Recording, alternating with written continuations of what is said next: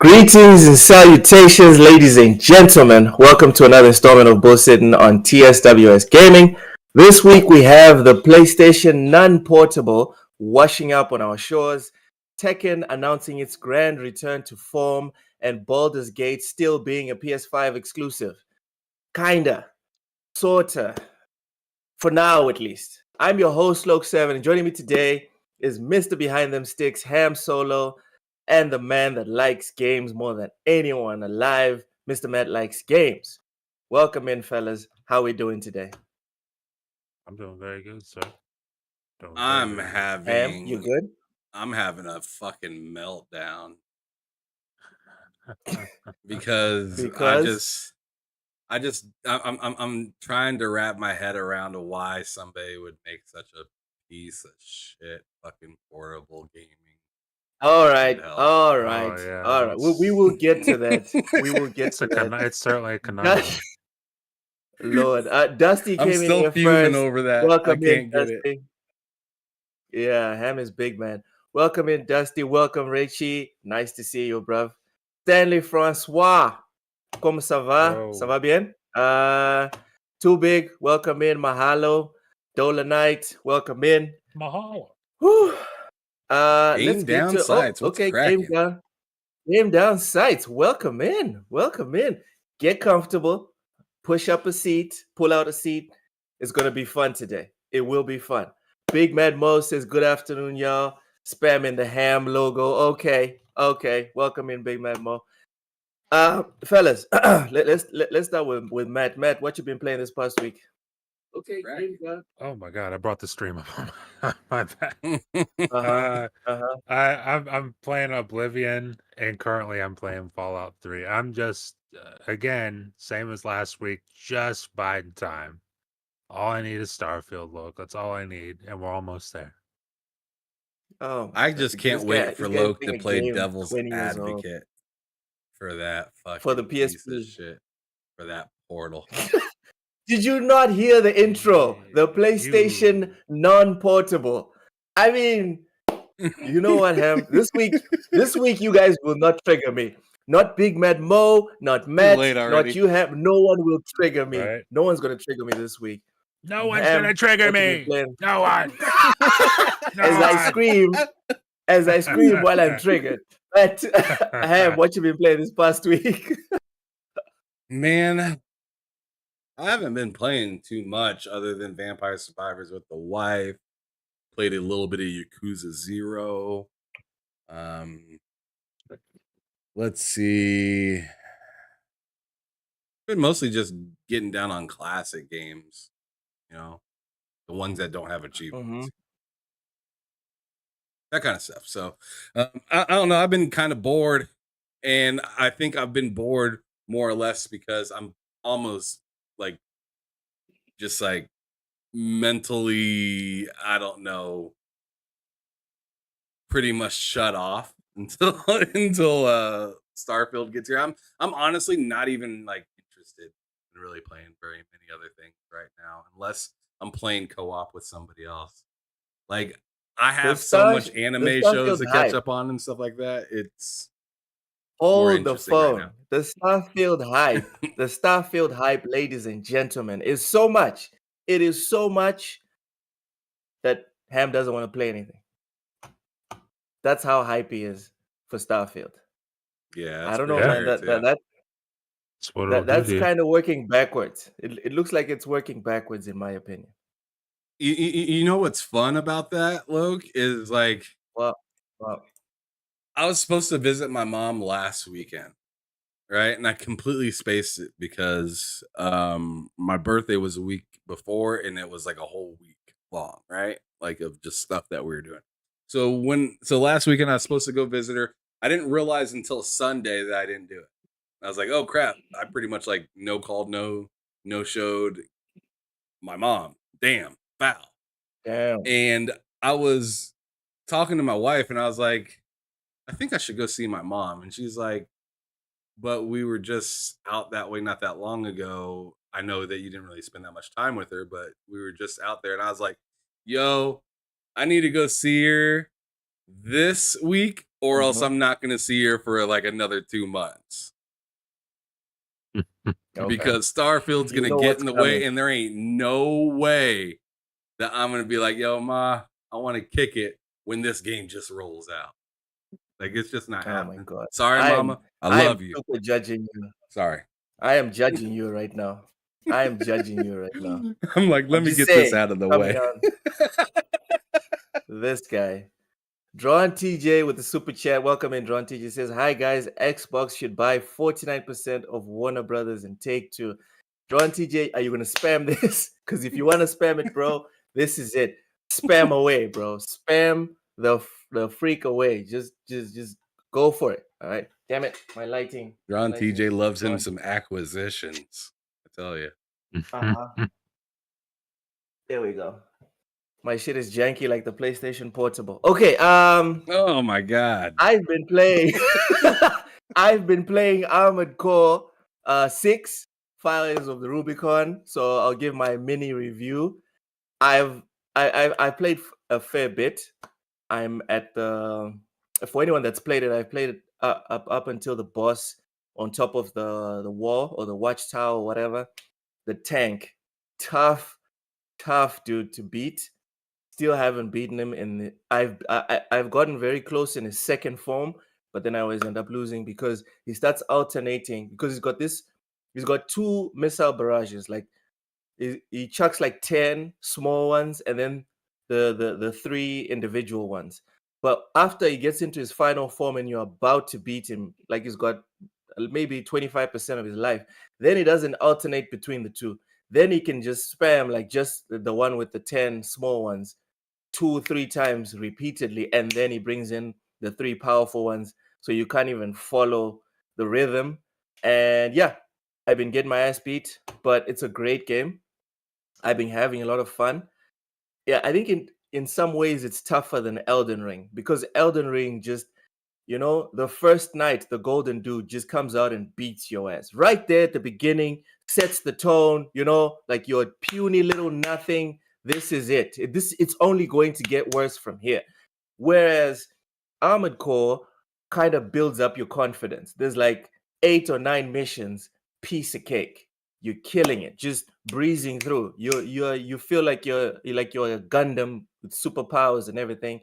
And then you climb up on that wall, and then that tank just starts fucking wailing on you, just wailing and wailing. Just no. I've tried to cheese him and nothing.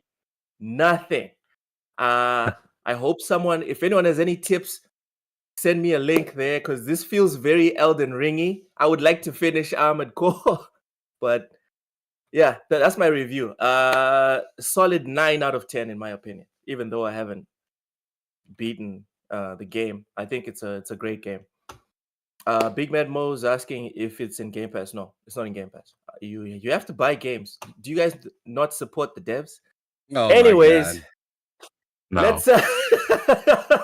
let's get into the news. Shit thing to say, Lo. Let's get into the news, man. Jeez, why does everything have to be on Game Pass? Okay. Ham, you alluded to it. Sony PlayStation Portable Remote Player specs, release date, and price. So this is from The Verge.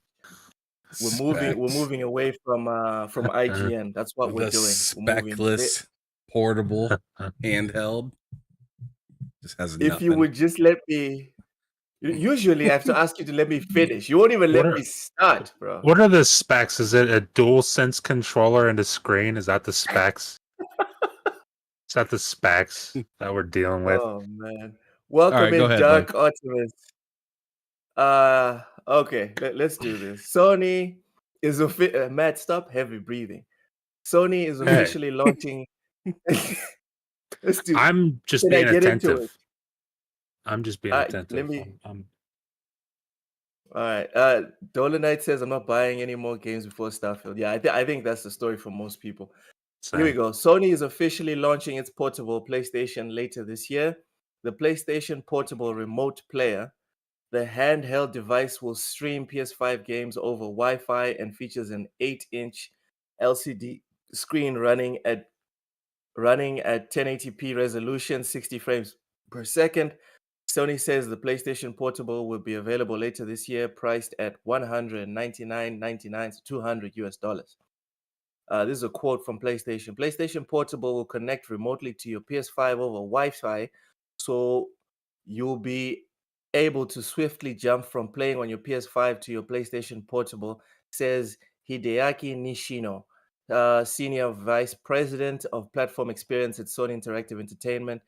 Back to the quotes. PlayStation Portable can play supported games that are installed on your PS5 console and use the DualSense control. Okay, before we continue with this article, fella, let's stop right the hell here. Dusty says it's pointless. Ham, what are your feelings on the PlayStation Portable? Sir X wants to hop in here. I think we should open the door for the Mogwai. I don't even know if he has an invite to this Discord. So I mean, unless he can hop into this Discord. All right, let me shoot him an invite while we're at it. But anyways, go ahead, go ahead. But anyways,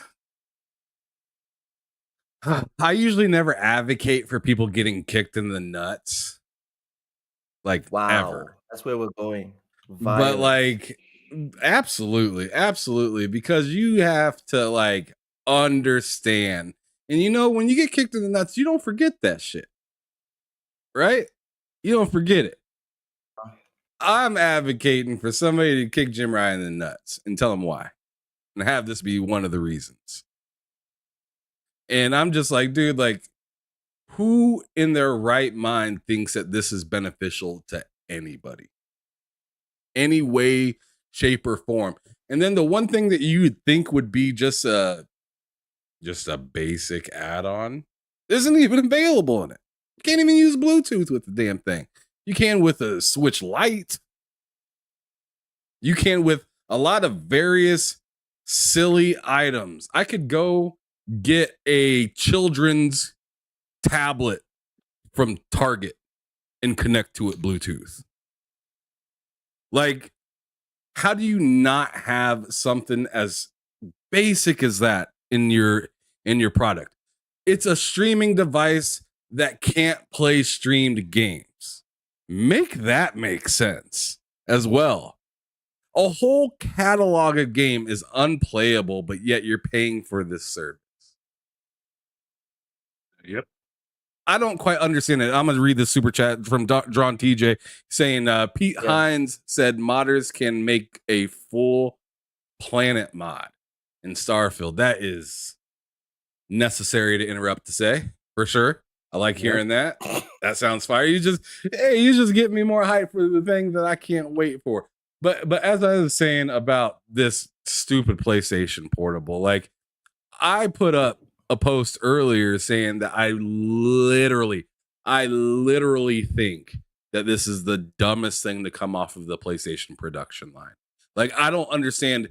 Like, I understand that there's been some dumb things that come off of the PlayStation product line in the past.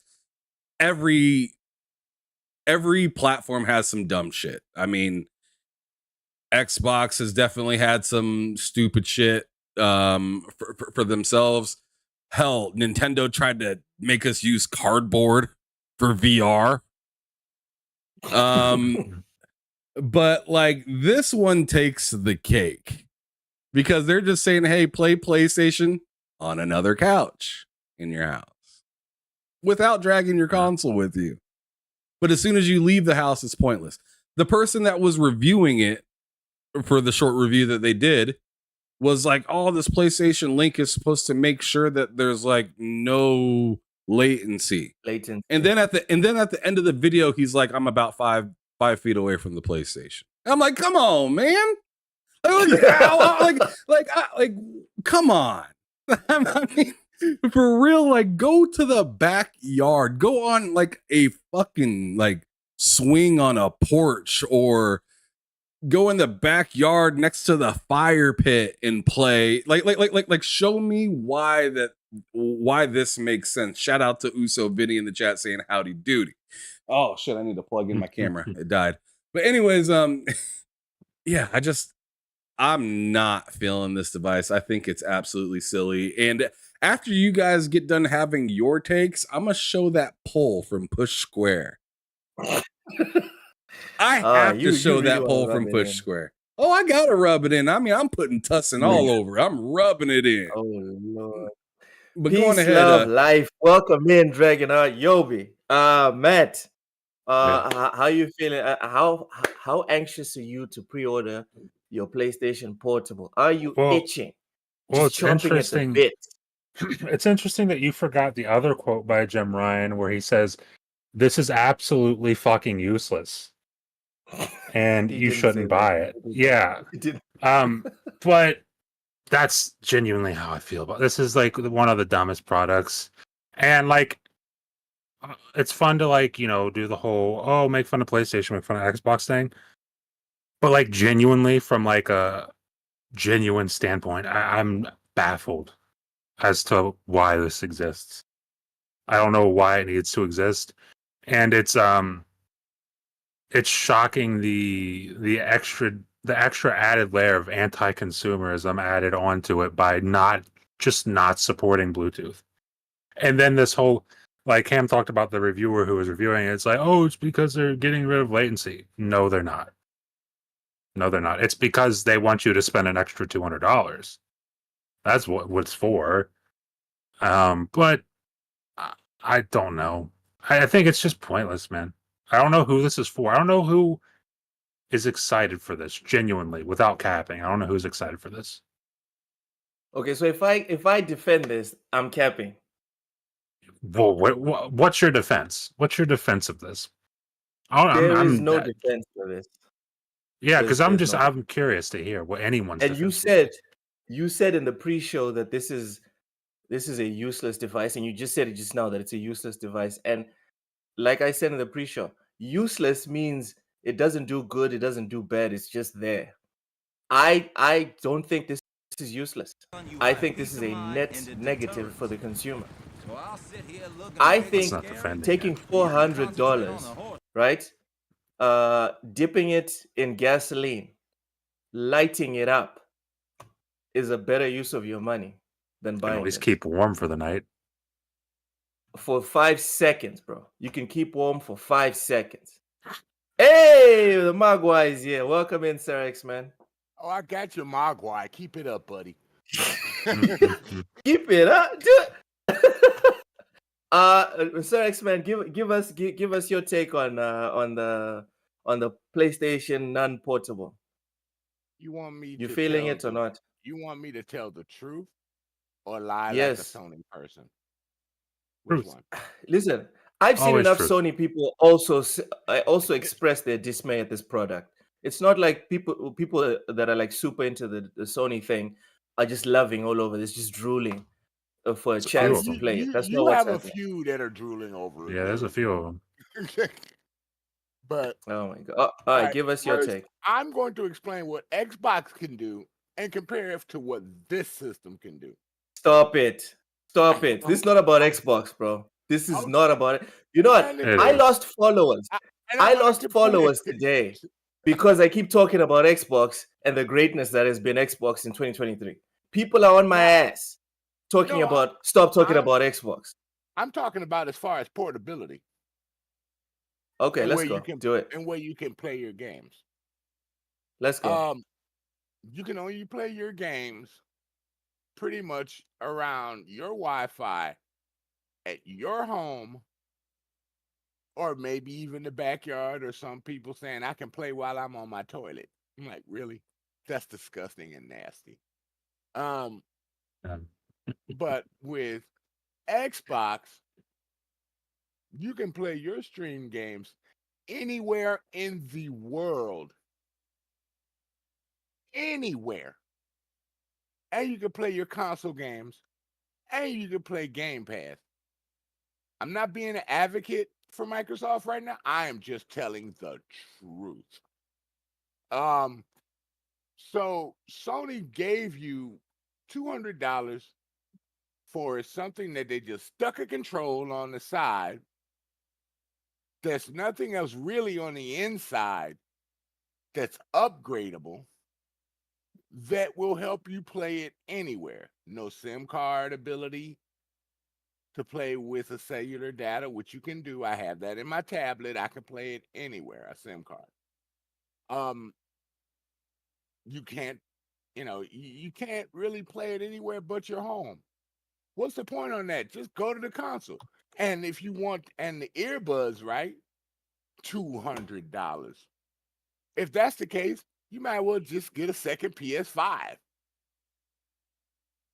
Put it in another room. Yeah. Okay. That's true. Call Classic Age. Okay, go ahead, man. He's right. Finish. He's right. Finish. It's taking you a minute. It's taking you a minute. Get the headshot. I just want to say one thing. I just want to say one thing real quick before we continue. I want everybody to stop calling. Sure. I want everybody to stop calling this thing the PCP. Put some respect on the PC or the PSP. Put some PCP. That's insane. Put some respect on the PSP's name. Put some respect on the PSP's name. I don't want to call this the PSP. It just to me the PSP was an actual like. Don't you dare say but it's called the Portal, so it's PS. That's what they're calling it. PlayStation is calling it the PSP. No. This thing is Coupe. That's what I'm calling it, because that's what it is. This thing just stinks. Okay, we'll just call it the Portal. Let's just call it the Portal. But let's get to the super chat. Hold on. Let's get to the super chat. Most consistent export click. Thank you. With the $5 super chat says, "What's up? What's up? Is it September yet? Two beautiful things are coming in September: Starfield and Cozy."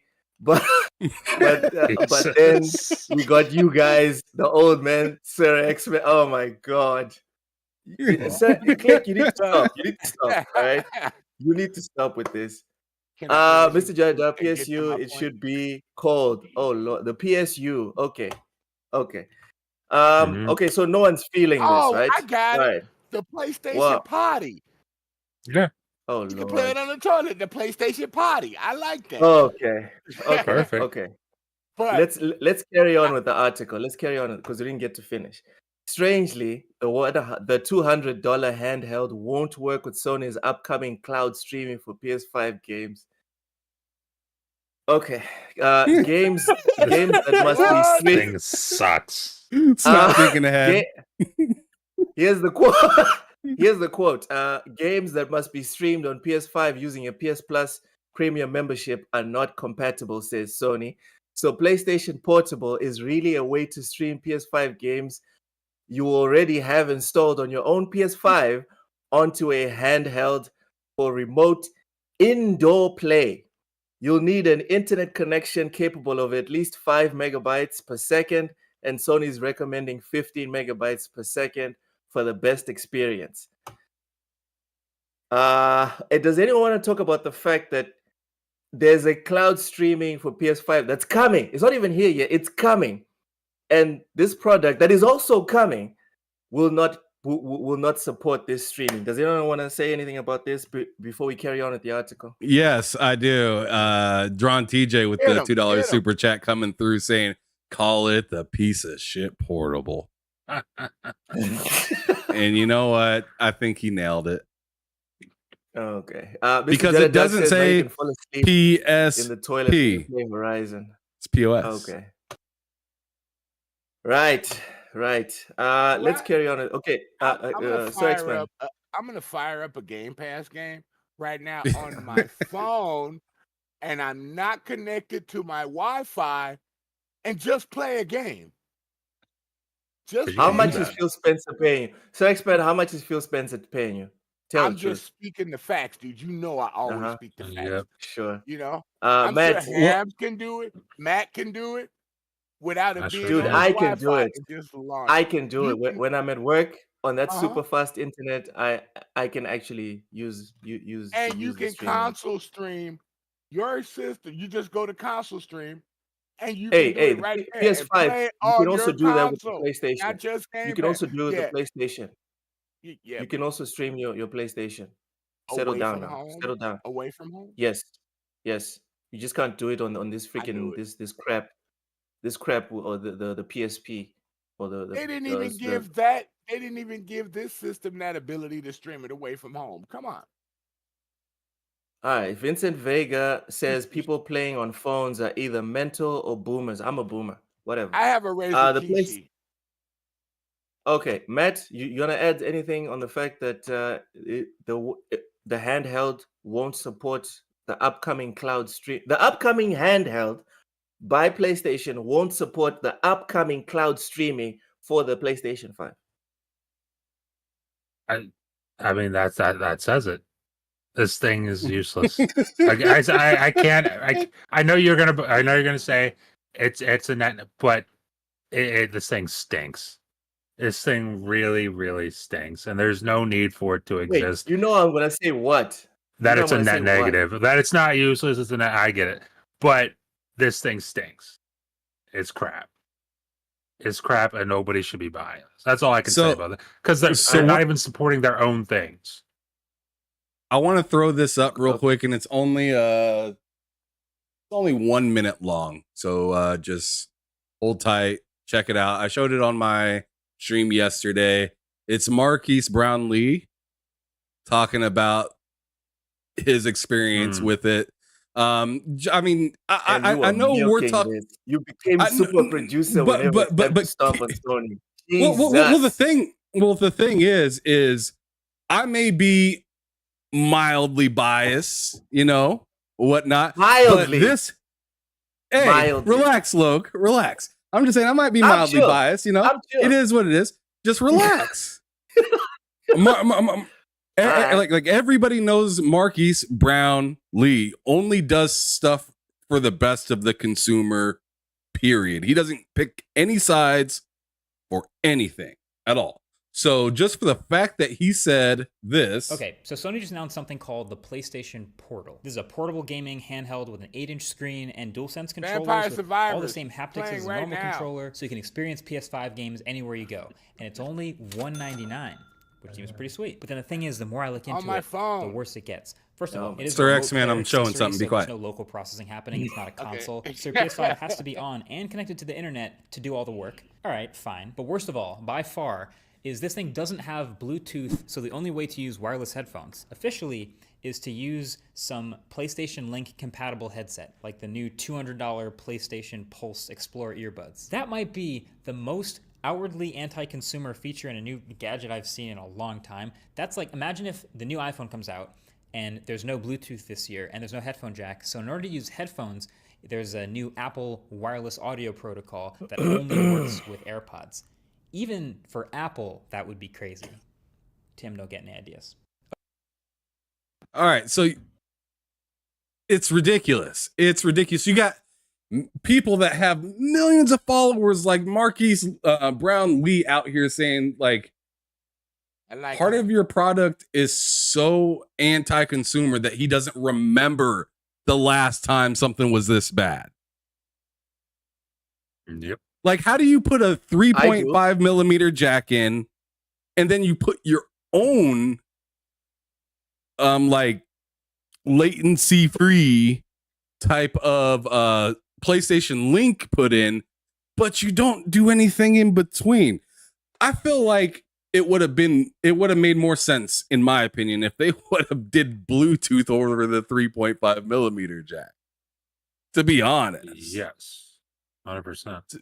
I mean, that sounds maybe weird, but like, I know that I've hated having my headphones attached to anything other than a PC since I was a little kid using a Sony Walkman. Remember those?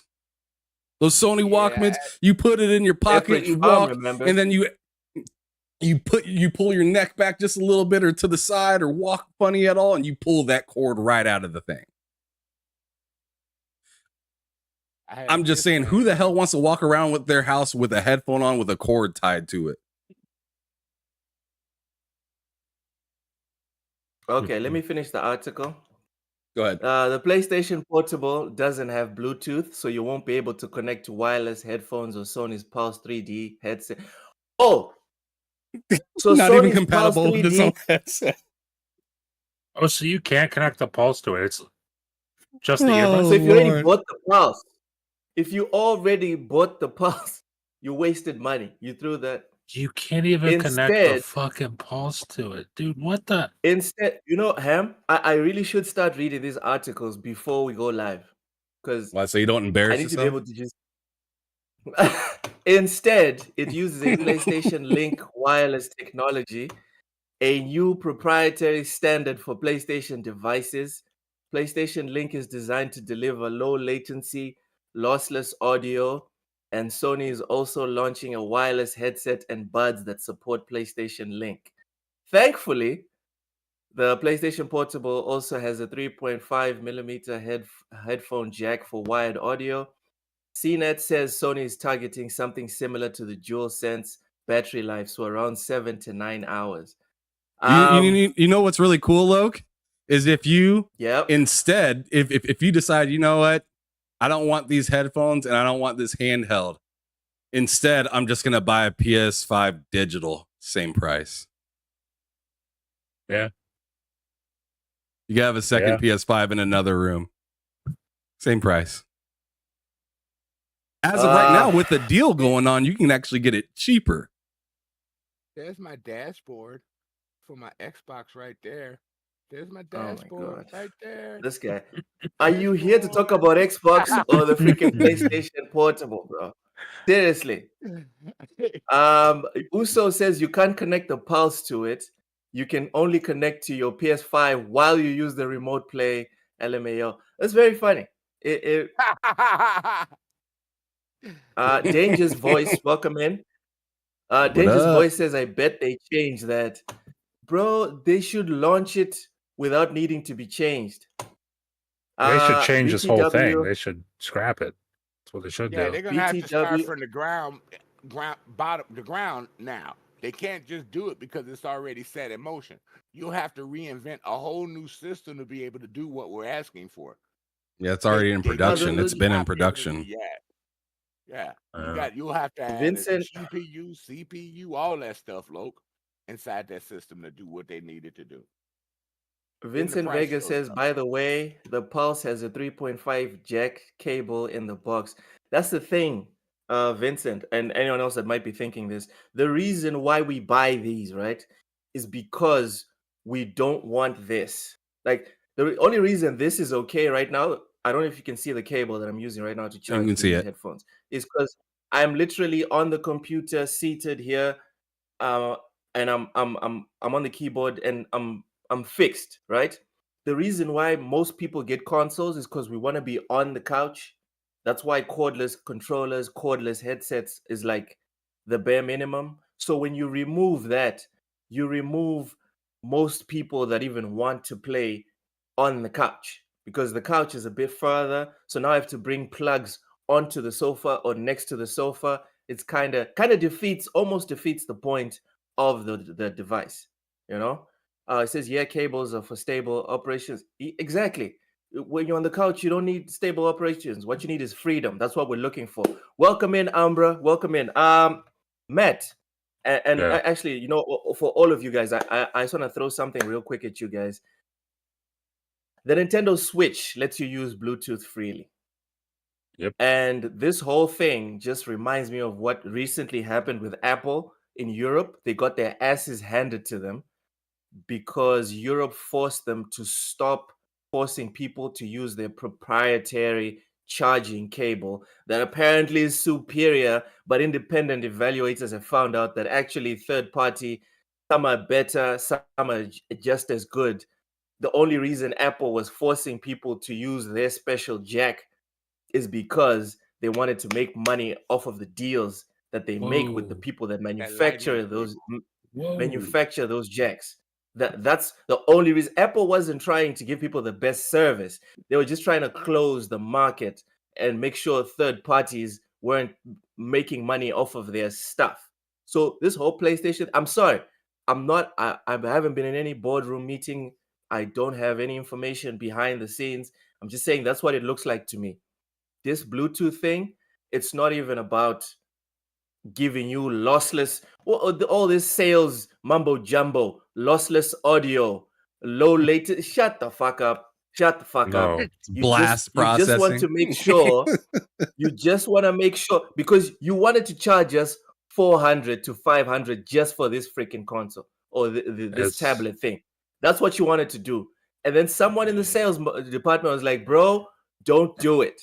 So this is a way to force us, because now we have to buy this and we have to buy the special lossless whatever, and then we have to take the loss. So it's $400 gone. you don't get it, That's Woke. These are the my take first on it. headphones with cracking compression. Oh God. So Lastly, before you guys hop in here, I'm not really stressed about the Bluetooth thing. I'm just being honest. I'm not stressed about it at all. My I am. problem is with a device that sells itself as a portable, but it's not portable. Like Sir X-Men just said, you have to be in the same house on the same Wi-Fi.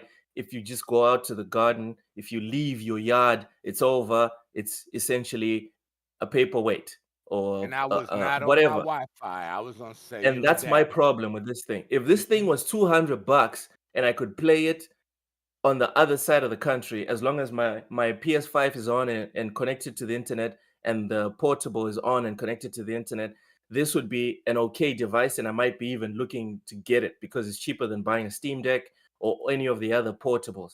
But for me, I don't see the point. If I have to be in the same house, I don't have limited access to my console. I don't have limited access to the screens in my house. This is useless for me specifically. Anyway, fellas, have at it. Last, go first. well, no, Sir X-Man, go first. You have anything to say, bud? Don't be bringing up Xbox. We're talking about PlayStation Portable here. Dude, eventually when this system comes out, there are going to be the comparisons on how you can play your games outside of your console. It's gonna happen. So I'm just jumping ahead before the heat comes to let people understand the situation and how messed up it is that they're trying to do a cash grab again. It's bad, dude. I hate to say it, but the other competition, I'm not going to say no names, and this includes Nintendo, lets you play it anywhere. Anywhere. You can get a ROG Ally and play your Xbox games and some PC games on it. Anywhere. It even has a docking port if you want to drop it and play it at home on your television. Mr. Jonah Duck says something interesting that I'm not aware of, and I need help with this. He says that you can actually play it away from your house as long as the PlayStation's on. Okay, he's going to send the link in a bit. Okay, this changes everything for me, at least. I might start capping for this thing if I actually play it outside my home. I'm just saying. Tragic. Anyway. That would be devastating. But hey, it would be good, a moderately good thing. It would be, but no, that would be great. But him capping for it would be tragic. But you cannot play. You pay for a service every month with that $18 tier, and you telling me you can't play none of those games on this system away from home? What is that about? You can only play the games that you buy. You have a service. You should be able to play those games on this thing. Other people let you do it. Okay, Microsoft, we just say it like that. Microsoft lets you do it. So couldn't hold why back. can't Sony do it? This is no excuse. I say it again. It is a cash grab. Now, maybe they'll revive it later for a newer, powerful system. You know how Sony is in a couple of years. The new PS, whatever they call it. Come on, stop it, Sir X-Man. PlayStation uses logic. We all know it's going to be the PS6. Stop it. When it comes to naming consoles, PlayStation has that down. Okay, Xbox is the one that no one knows what the next one's going to be called. Stop it. Cut the cap. Raichi with the membership for 1 month. Thank you, Raichi. Says Xbox, PlayStation, Remote Play is trash compared to PC Parsec. Yeah, true.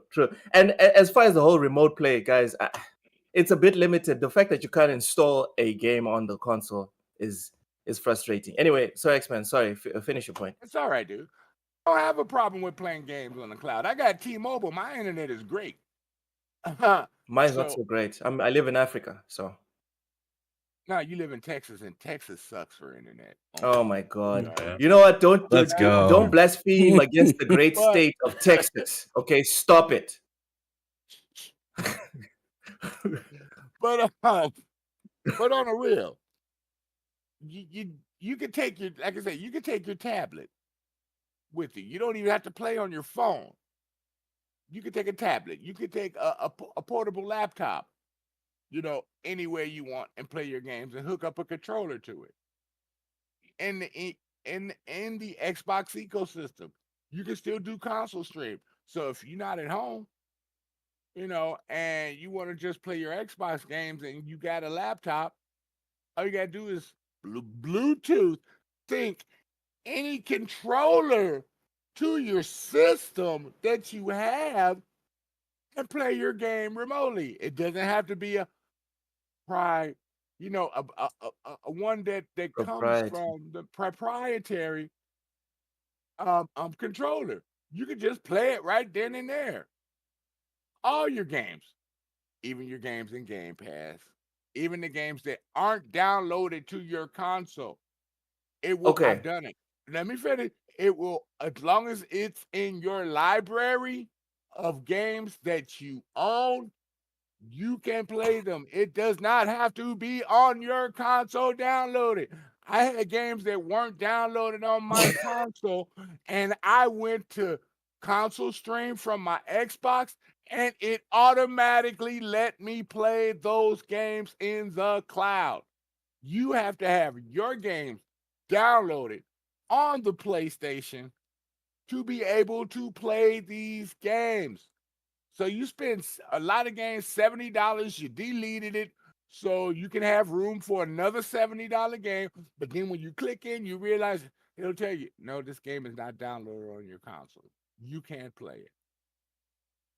It's a rip. It's a rip. And if you people want to pay the money and get upset at the end, you can't refund systems nowadays. You stuck with it. All right, take over. I'm done. All right, $5 super chat from most consistent export click. Thank you. Says remastered and remake is their thing. They even tried to remaster the PSP and failed. Drop test who's winning the iPhone or PSP. Oh my God. You have That's got messed to put up. that on your stream. Oh Lord. On your Twitter feed. I'm putting that on my time. I'm putting that. Yeah, that one's going up. Dragon Yobi says Texas has fantastic internet. Don't lie. Facts. Facts. Fark says get that pony device. Look, all ponies need one. Okay. Tim Purr said the truth here. He says Africa has better internet than rural US. That's true. Tim Purr is the man. That's what I have to say. Tim Purr That's very is true. the man. All right. Rural internet in the US is tragic. Yeah, yes, it is. Oh yeah, it is really bad. Down near my birth mother Africa and for stuff. the win. Deep in West Virginia. But Ain't good. Let's do this. In rural areas, most people don't do too much on the internet. No, they're not, because they can't. All right, so Matt, Yeah. Matt, give us your final breakdown on this with the whole like On picture what? in it, the Bluetooth, the It's shit. yeah, also, the whole thing is shit. sorry. I mean, hold on before you jump in. Jump in. Yeah. I just read the FAQ that Mr. Joanna Doc sent, and I got it up here. I'm gonna read that here in a little bit. I'm gonna read a few different things. So just let Matt go on ahead, and then I'll read all that stuff on my turn and extrapolate. Go ahead, Matt. Yeah, I don't know what I can add. It's just a garbage device. A garbage device by a garbage company. I don't know. Man, I don't know what else to say about it. It's tragic. It's definitely not the PlayStation I grew up with. I can say that. Not my PlayStation. No, it's not. Wow. And you hate to see it. But it is what it is. All right. Well. In case you guys are wondering, and you like the hot take that Matt Likes Games just gave right there, hit him up on his YouTube channel, which is literally called Matt Likes Games. So, anyways, that was cold as hell.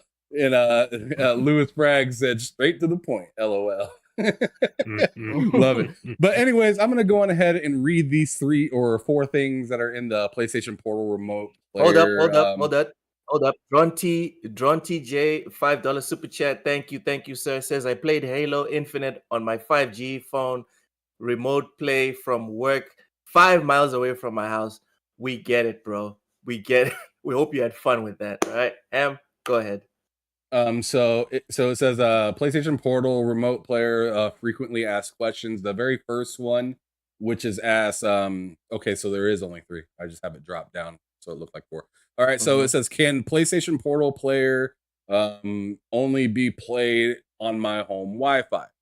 This right here says, while your home Wi-Fi network represents a great option for the PlayStation Portal Remote player, because you have control over the quality of your own home, Wi-Fi is not required. The PlayStation Portal Remote player can also be played whenever you have access to a broadband internet Wi-Fi with at least 5 megabytes for use for better play. You know, the whole 15 megabyte thing is recommended. If you are having public Wi-Fi, or if you're using public Wi-Fi, the quality may be hit or miss. Is pretty much what they're saying. The second one, the question is a PlayStation Plus membership required to use the PlayStation Portal Remote Player and PlayStation Remote Play? Answer to that is no. Using the PlayStation Portal Remote Player and PlayStation Remote Play does not require a PlayStation Plus membership. If you are using Remote Play to play games that require a PlayStation Plus membership to access multiplayer, then you would need to have an active membership to access that game's multiplayer features. And then the last one is and here's an interesting one actually. It says, can someone else use the TV my PS5 is connected to while I'm using the PlayStation Portal Remote Player? It says, yes, they can. For example, someone in your house could be watching a show or movie on the TV while your PlayStation Portal Remote Player while you're using your PlayStation Portal to play your favorite compatible games on its gorgeous 8-inch HD screen, is what it has to say. So there's some interesting stuff right there. I'd definitely like to see that used somehow, or just like a video on somebody playing while somebody else is literally on the PlayStation watching the show. I'd like to just see how that works, because that's really interesting to me. But the last thing that I wanted to show, which I had on Twitter, which this is from, I'll actually just go to the actual site so you can see it yourself. So there's a poll out right now. Are you sold on the PlayStation Portal by Push Square, as you can see on this on the screen. If you go down here, there's 2 questions. I already voted. I'm not going to spam vote because that's fucked up. But the first question is, are you sold on the PlayStation Portal? The results to that are a little staggering. The first one says, yes, I'll be buying it as soon as it releases. That is at only 9%. Yeah, I'm probably going to buy it. That's at 14%. I'm not sure yet is at 16%, which is the second highest. Nah, it's nice, but not for me, is at 13%. Nope, it's too expensive for what it is at 15%. And then no, I have zero interest in PlayStation Portal is at a staggering 33% in comparison to the rest of this poll, which is ridiculous. The second one states, have you used PS5 Remote Play before? Results. 7% say yes, I use it frequently. 22% says yeah, I use it every now and then. 33% said yep, but only wants to try it out. And then 38% says no, I've never used Remote Play. So we continue to ask you guys out there, and whoever comes through to watch this video later on, to go on ahead and hit that like button and subscribe if you're new. But also, if you think, or like, which choice on here would you pick? And let's just go with the first one. Put the poll up. Are you? Yeah. I'm actually gonna recreate this poll and see what you guys have to say about it, because I think on this here Xbox centric channel, let's do that, Ham. Let's see what happens. Thank you for the suggestion, Loke. I'll get right on it. Louis Frank says the meltdown has begun. So sorry, Sexman, you're saying what? I've seen other polls on Twitter up there where it was high as 86%. Hell no. I've seen polls like that out there on Twitter too. A lot of people ain't buying this, dude. They ain't falling for it this time. They're not. Well, who's it for? That's the thing. Like, Yeah. I forgot I don't know, but I just saw the poll for it. You had some people that said yes, to a certain percent. It was a 4-layer poll. So you had some people that But said Sir yeah. X Man, no matter what a product is, there's always a buyer somewhere. Yeah, no. People want to experiment with stuff and check it out. It's just the way that is. But man, every poll that I saw, trust me, I can't remember the names of them. It was not in a good light for this thing coming out, and you can't even call Sir this X-Man. Yes. Sir X-Man, you want to talk polls that are striking and shocking? I've Sure. been doing like a temperature check of what consoles people are enjoying or looking forward to weekly for about 2 years now. Ever since the shadow drop of that game, what's it, the Hi-Fi Rush in February? Yeah. Before that, it used to be PlayStation and Nintendo consistently almost every week. After Hi-Fi Rush and the Forza thing, suddenly it was Xbox almost every single Friday, to the point where people started asking me to stop putting up those polls because it was not right. I think I said Xbox got more consoles out there than they want to admit. Remember, we're still at only 25 million consoles, so they say. We got more than that out there, dude. Oh my God, Ham! Did you have to say zero interest in this garbage? Garbage, That's the bro. one I pressed. That's the one I pressed. Oh, I know which one I'm picking. Oh my God. Man, it's skyrocketing. It's shooting right on up there, isn't it? But Sir X-Man was just talking Okay. about the sales of Xbox, and I just wanted to put a note on there that on Amazon it's supposedly up 807 no 870%. Sales rank was okay, so it was at 388, but it shot up to the 5th ranked item on there at 870%. It was previously at rank 40. So it went from rank 40 to rank 5. It's a big jump. They're even selling out at Best Pretty Buy good. right now. They're selling. Microsoft, they held back the shortage of these consoles. They had them out there, but they waited when it got close to the reveal of to the release of Starfield. So that's when they put in more consoles out, because they knew that the hype of Starfield was pulling people in. They timed it perfectly with getting more consoles into the store. They did. All right, so here's a side story. A Sneak King move. Remember that one, Burger King, the Sneak King game? That's what they did. 1,052%. Jesus. Okay, Uso. Where do you see 1,007%? So it shot up. No. When you search for the item, it'll show it above it. So if you look at our stream right now, you'll see what it'll look like when you go to. Right.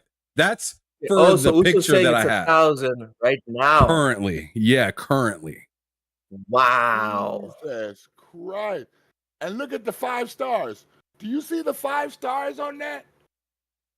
Yeah. That's Sir X-Man, relax. I believe that's greatness. Oh, wow. All right. Log. Hey, pull up what people want. Come on back, Log. Come on back. For the PS5. Back where, dude? Come on back. PS5. Let's see the PS5. No, there's no need to see the PS5. There's no need to see. Let's focus. Let's go to the chat real quick. Poison Maniac says, I find more value in a OG PSP and PSP Vita. At least, I guess that's good. That has value. That's a good thing. The Game Gear from Sega is better than this thing. He ain't lying though. my headphones just died. My headphones just died. As soon as Sir X-Man started talking, my headphones died. It was like, stop this guy. You knew what I said. Stop trying to fake the funk. All right. He's funking a lot. Dragon Yogi says, dude, it's rank 40 now. That's insane. Wow. See, we're already turning Dark Ottomans, dude. It's your turn. My turn. Yeah. Okay. Plug yourself in and update your firmware. To close this one out, right? So we can move on to the next topic because this has gone on for a minute. Oh, it can go Let's on move more on. if you want. I mean, we don't have no problem talking no, about this. It's no. just I'm really, good. you I know, think you guys covered everything. I've lost enough followers already on Twitter by saying good things about Xbox. I find it weird. I find it truly interesting that when Zelda came out and I was spamming Zelda all the time for like almost a month solid, no one had a problem. No one had a problem. As It's soon as I start Nintendo. spamming Xbox, now people are tweeting, not my loc. People are unfollowing me, DMing me, talking about, dude, what are you doing? You're destroying your brand. And I'm like, what is going? Why is it okay to That's praise unbelievably PlayStation? cringe. Why is I'll it tell you okay what- to praise Nintendo, but it's not okay to praise Xbox? That's what I want to know. Why? You know what? You might as well leave IGN and see if you can go work for Xbox in Africa. Yeah. You know Get what I'm saying? yourself They'll pay- over they'll there pay at you more. Windows Central. They'll take care of Yeah, you. they'll pay you more. They'll take care of you. DJ Birdo says with a $2 super chat, thank you. Says Sir X-Men losing his shit over the stars. Yes, he is. Yes, he is. Fark says, please go on more. He wants even more on this. Vincent Vega says, what games are people playing on these new consoles? There was like almost no games. I looked in at 2 my years' phone. time. I was like, what the fuck? Oh man. Okay. All right, let's move on. Sir I X-Man won't loves be us saying 5 anything else. stars. I won't be adding anything else to this discussion about the PlayStation Portal. Man. You know, it's so I won't be crappy. doing it. It's so crappy. Why add anything to it, dude? I mean, Yeah, you it's can't add already anything to my it. spoke for God. itself. You can't keep beating a dead horse, man, on a dead No. product. All right. Okay. Okay, let's move on. The next topic is Armored Core 6 Fires of the Rubicon. This is the review from IGN. They gave it an 8 out of 10. The summary is Armored Core 6 Fires of the Rubicon's stellar customization options feed into its excellent mecha combat, and the result is challenging combat puzzles that kept my attention all the way through its 15-hour campaign and beyond. Let's get down. It's let down by a dull story, but lands direct hits where it counts. What? Mitchell, settle down. The story is nice. The story is very nice. So like I said at the beginning of the show, I give this a 9 out of 10 personally. I'm at the boss. One of the major bosses. He's kicking my ass right now, but I love the game. The traversal is awesome. Customization is just like he said. Everything's on point. It's worth the purchase. It's a From Software game. You know, there's no guarantee you're gonna finish this. Like, I don't know why I personally do this to myself. I don't know why, but From Soft Glutton put for something out, punishment? I buy it. Yes, yeah, I might be a masochist. I don't know. From Soft put something out, I buy it. I fail spectacularly at it, and then I move on. I'm actually shocked that I was able to beat the first like 5 bosses. First time, like I didn't even struggle. So that was shocking. I think Elden Ring taught me a lot. But yeah, I had a good time and I would recommend it. Nelson Gaming says Armored Core 6 Game of the Year. No. Just no. That's Louis unlikely. Frag says can't trust IGN. Normally I'd give you pushback on that point, but I have nothing to say on that one. You I have can't. He'll be nothing. working for Big Man says, Microsoft soon, people. Yeah. who's going to be working for Microsoft soon? He's gonna be working for Microsoft soon. Don't worry about Oh, it. you heard him. You heard him. Lo. Me? Are you talking about me? Yeah, you heard him. Lo. Yeah, they're gonna hire you, dude. I From your already lips? know. Don't be surprised. I'll tell Phil. Sir I'll X-Men. tell Phil. Sir X-Men, from your lips to God's ears, man. I'm trying to get paid. So Microsoft paying everybody. Everybody's getting paid. I'm just saying. So, yeah, Vincent, you're right. It does seem like a good PC port. I watched. Oh no, it's Alex's review of it. Very good PC port. So even if you're on PC, have a go at it. You're gonna enjoy it. Rachie Yeah, says it looked 4 good was on easy. Mike's Okay, PC, but he was getting wiped off the face of the earth. He was it's not having a hard, great bro. time. Yeah, he didn't sound like he was It was having hard. fun Game is last night. hard. He's like, I Game love is this hard. game, as he was like damn know- near in tears. You know what was Like, I funny? love this game. Ham, you know what was funny? I progressed all the way up to that boss, right, on the wall. I didn't even know how to dodge. The whole time, I just bought this shield. And I was just timing the shield to block bullets. But I didn't know how to dodge. And then Flemish told me, dude, just press X. And you quickly strafe left or right. And as soon as I did that, it unlocked like a whole level in terms of just what I can do on the battlefield. It's a great game. It I really always is a like very to good strafe. game. I usually change the controllers in games like that because I actually like to strafe with the bumpers because it gives me better control of it instead of using the. You won't want to use the bumpers. Trust me. After you play this, I don't want to ruin it for you. I don't want to ruin it for you. Vincent I Vega's played hitting you it with all my that. life. You see Vincent Vega What? in the chat? He hit you with that. Skill issue. Hey man, I'm not gonna fight you. I'm not gonna fight you. I'm the first one to tell you I'm not great at FromSoft games. You wanna talk Tekken? I'll give you my game attack, bro. I'll give you your ass every single day. You will But he block doesn't- me. He All doesn't right? have a PlayStation. But- You're gonna play Oh, it on God. the PlayStation. You're not gonna be playing on X. I do have a play. Okay, I'm not gonna get it on. Okay, speaking of Tekken, let's get it. Okay, before we get into Tekken, does anyone have any thoughts on Fires of the Rubicon? No, it looks like fun. a great game. It looks like a really good game. Looks like something I'd like to play if Starfield wasn't so in the way of everything. Existing. But I'm gonna be honest with you. It's not something that I would run out and probably get right away.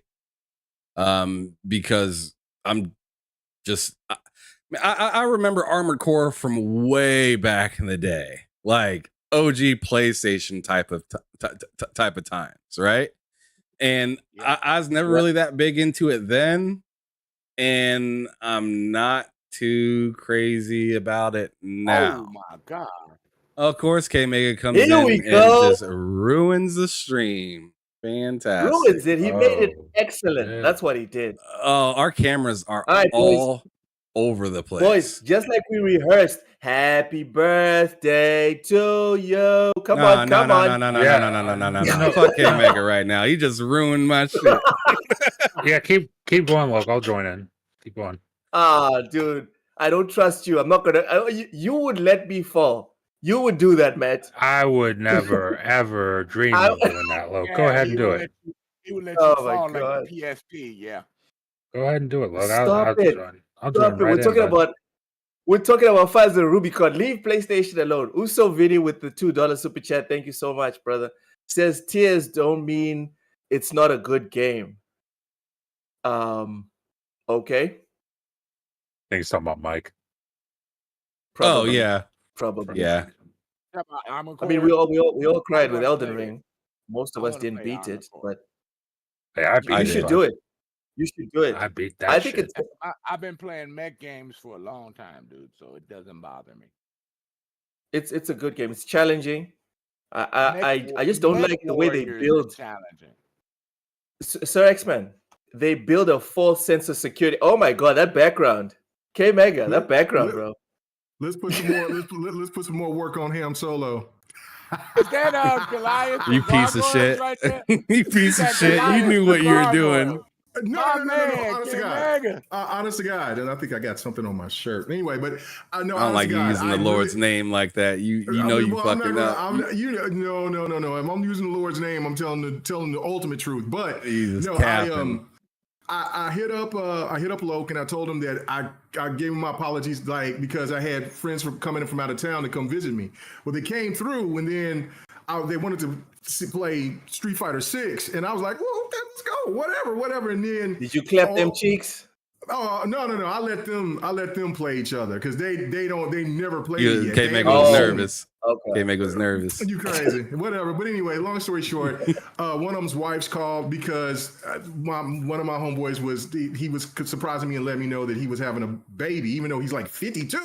I'm like, damn. He said, I got to stay alive for another 20 years. I said, you a damn fool. But anyway, so he was telling me that he needs to, but he told me that she called and she needed something.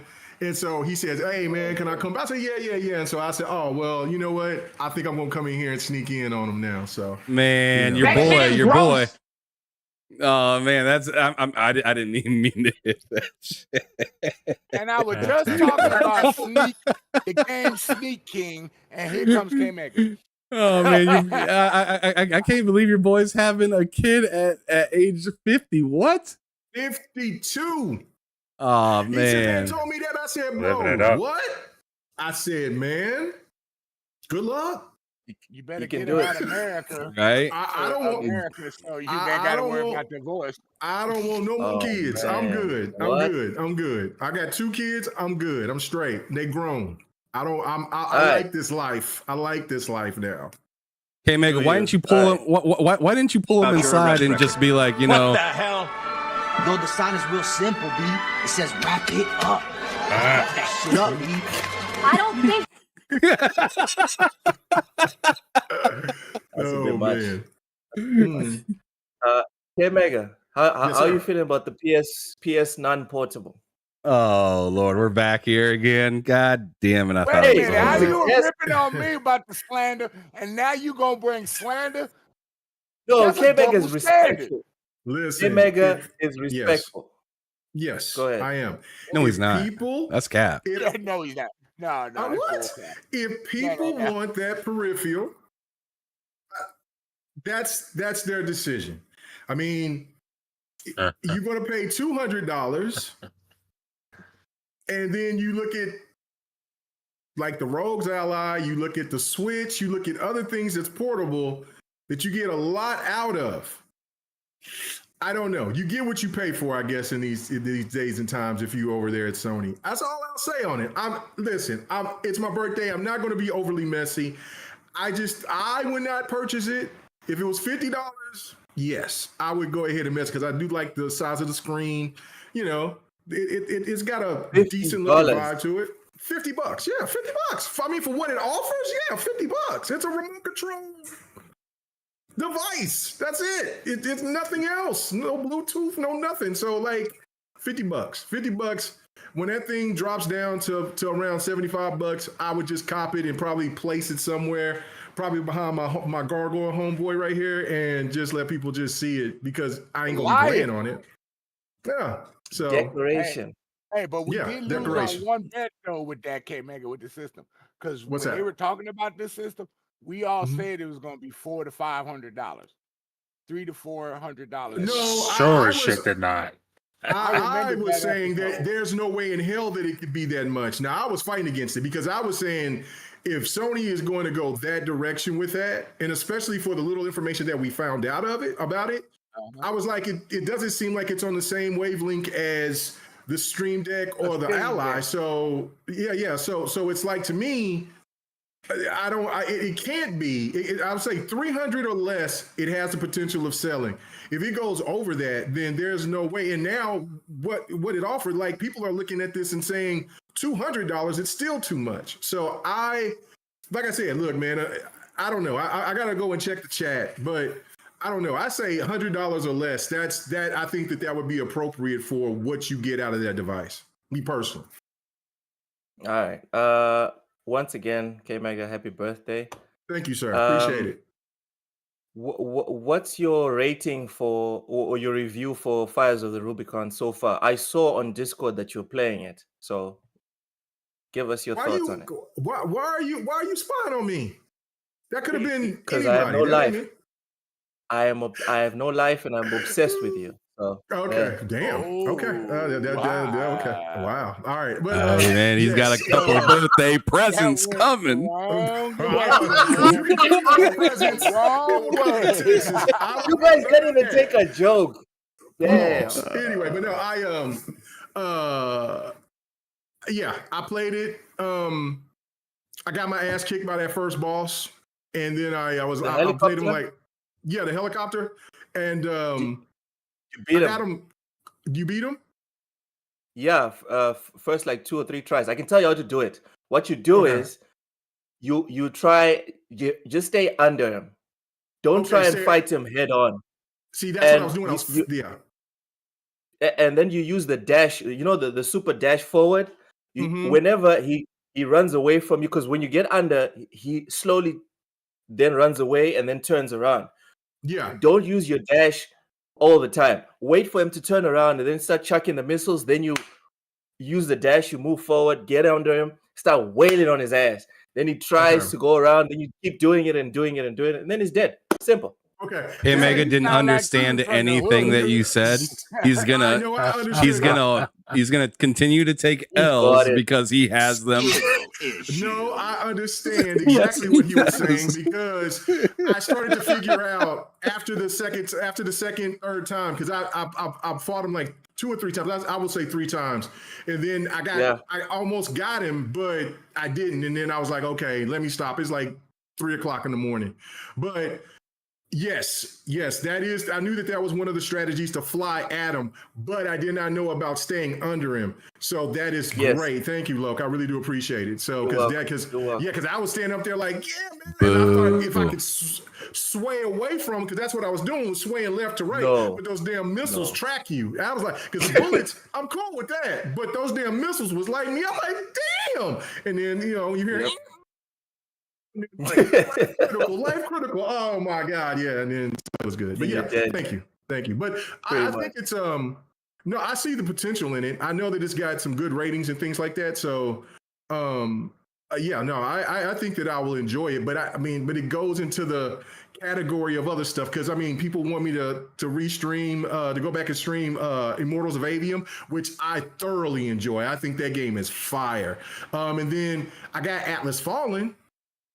I only played just to get past the introduction part of it, to where you can actually get out into the open world part. Haven't touched it. I got Remnant 2. And so now I'm at a point where I'm like, well, I just got to wait until it does the crossplay so I can play with somebody. Because so yeah, I'm. Do you have Remnant on PS or Xbox? I got it on Xbox. Oh, okay. I think I should have got it on PC, but But oh well. Yeah. It'll be cross-buy let's move on. At some point. Let's move on. You can play with the next Matt. one. Yeah. All right. Chio Walker with a $5 super chat says, "Happy birthday, K Mega." Thank you. Yeah, let me go look at that check, man. Thank you. Appreciate it, man. Appreciate it.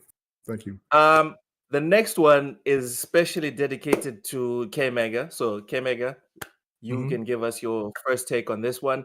Tekken 8 is coming January 26th. Oh, he doesn't like Tekken. So there's the premium collector's edition, the ultimate edition, the deluxe edition, and the launch edition. First off, are you psyched for Tekken, and which edition are you getting?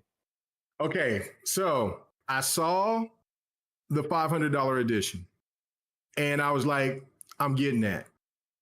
Then I came to reason, and I said, let's just stick to tradition and get the Ultimate Edition on PC, on Xbox, and on PlayStation, and just live for another day, because that's $300 plus bucks, and I'm cool with that. Because if I pay $500, I'm only getting it once. And I've always kept tradition with Tekken, where I buy multiple copies of Tekken. Every platform that I have that there's a Tekken on it, I buy multiple copies of it, because I'm a Tekken freak. I don't know. I just love Tekken. It's my favorite franchise ever. It's ever.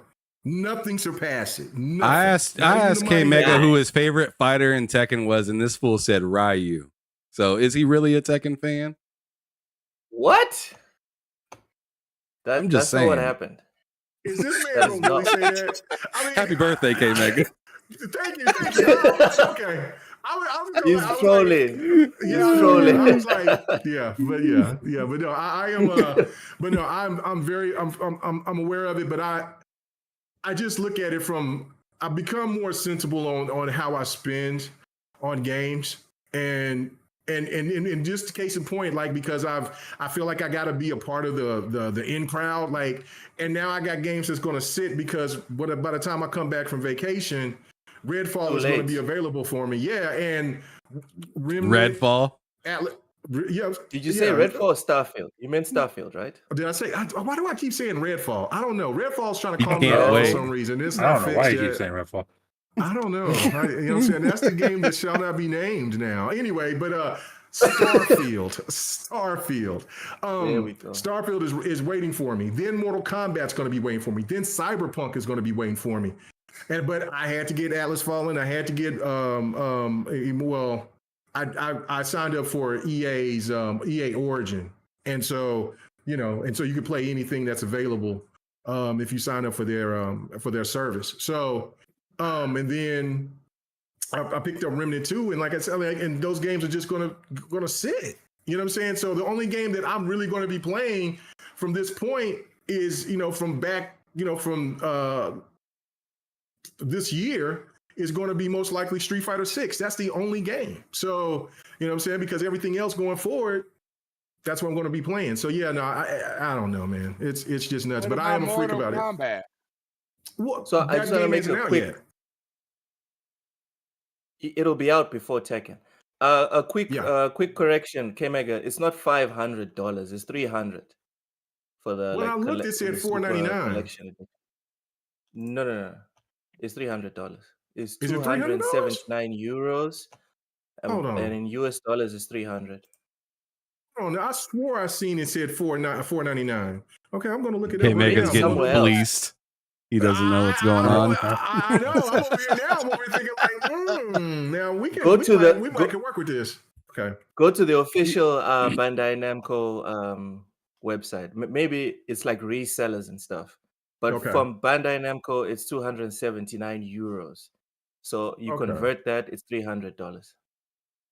I just wanted to poke in and say something about. Right? I just want to poke in and say something while he's figuring, while he's trying not to get scammed. He's gonna buy it. Me and K-Meg were actually talking about Tekken earlier this week, and we were talking about how, before Gamescom actually came out and said, we were like, January, huh? They're thinking about, because there's that leak that came out, So we were like, January, huh? And K-Meg was like, they never launch like fighting games or really games like that, and early in the year. And I was just like, bro, like, I feel like it's different because look at this year. Yeah. This year is just jam-packed and wild. I don't think anybody wants to freely just jump into a month at this point. It's terrifying out here. So I think, in my opinion, and I think you ended up agreeing, Kay, that coming out pretty much fresh at the beginning of the year, when everyone's palates, cleanse from Starfield and Forza, Spider-Man, and all these games, Baldur's Gate, Immortals of Avium, if you want to throw that in the mix, and Zelda, whatever. Game of the year's over. Palates cleansed. We're ready for new games in 2024. And to see and to know that this is coming in January, Stalker 2 is coming Q1. It's going to be an exciting next year as well, but for the love of God, I'm happy for both Stalker and Tekken for not just risking it all. Coming out. Yeah. Because that would have been risque. Face planting. Vincent Vega says too much for some plastics. Vincent, Tekken is not just some plastic. That's why K-Mega is now here comes the cap. Wow. He's now like checking his options. Like, wait, $300? That doesn't sound so bad. Like, let's think about this. Stop for a minute. Give me a minute. Tekken is the standard for fighting game. Street Fighter Street Fighter is like Wilt Chamberlain. Tekken is Jordan. All right? This is like the top of the top of the top when it comes to fighting games. All right? Yes. That man's cooking tonight. That man's cooking. K-Mega, I think Uso Vinny is throwing some smoke at you because earlier he said you're going to love it when you Tekken this beating. The beating. Hey man, I take all comers, bro. I hope you've seen some of those clips that I was playing when I was playing the beta, because I can play with every character. So that's I got skills with every character. You better ask. Yeah, and listen, Game Down Sights is no slouch. Game Down Sights can play some damn fighters. Game Down Sights is very good, and even he has to give me the props in Tekken. So you know what I'm saying. I'm not the best at every fighting game, but Tekken is my joint. I go against elites, and I give them everything that they want. So come on now. So if you're gonna come and bring it, you better bring it. So. Oh my God! Vincent's comeback is, if you're willing to pay $300 for Tekken, get a Portal, the PlayStation Portal for $200. No. Man, I can't even play Tekken. I can't even play Tekken on it without having a PlayStation 5 near me. There's not, and no, that's too much heat. Well, I mean, it'll be cold, so maybe it'll keep me warm. Maybe that might help me with my with my electric bill. So. Dragon Knight Yobi brings up a good point. He says, ain't none of y'all showed up for fight night Sundays. Stop the cap. That's true. That's true. But K-Mega, I'm working on correcting. My internet is getting better. Ask Ham. And I'm looking into getting Elon Musk's internet. He's expanding to Mozambique. So as soon as that happens, because when I've tried to play online, like fighting games with Ham and Uso, etc., there's always like lots of lag. There's lots of lag on their side. My side, it's fine. I'm just whooping his ass. But on his side, it's like freezing and all that. So it's not even fair. That's my excuse. I don't know what Ham's excuse is for not showing up on Sundays. I have an actual excuse. I showed up this last Sunday. And? Okay. Yeah, what happened? Yeah, I want to hear this. What do you mean? I was in your chat. I showed up. Yeah. Oh, no, it's talking about actually fighting, bro. Hey, you talking about showing up? I showed up. I'll be showing up for the streams.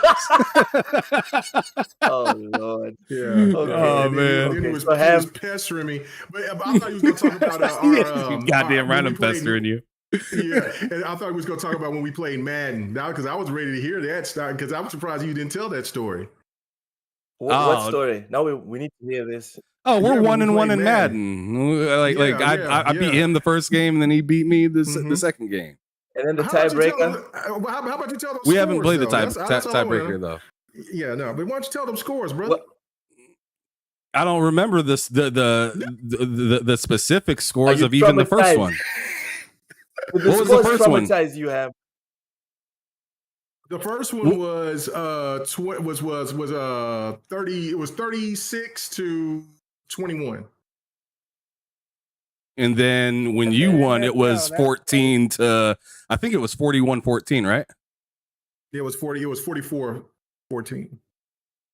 But you want to balance some scores, but you don't want to mention that the first game I was down 14 and you only scored 3 points in the second half. You was down 10. You was down 10.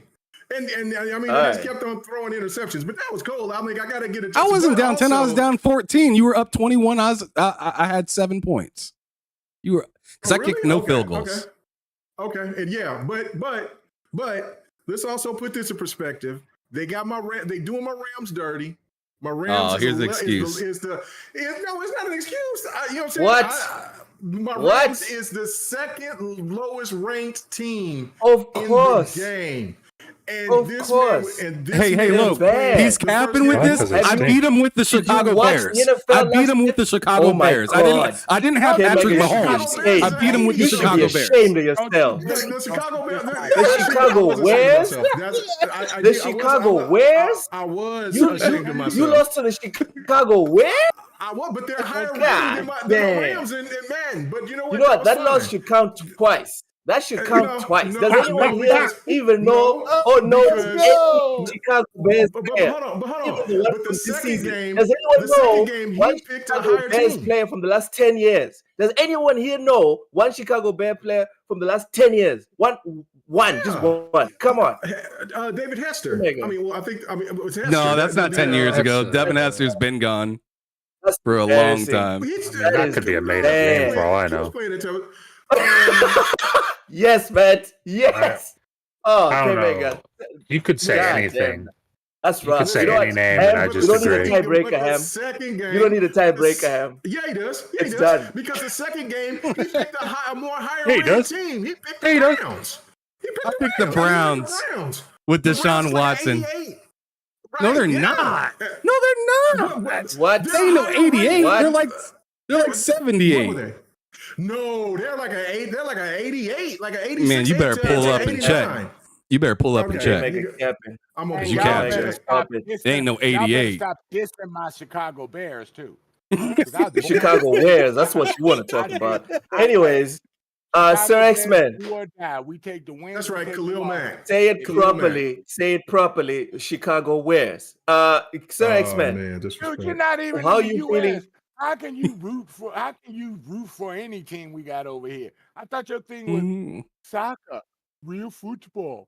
Oh. So how Right. you gonna And talk because about of that- that, that- we will be skipping Sir X-Men on That Tekken 8. generic ass Matt. sport.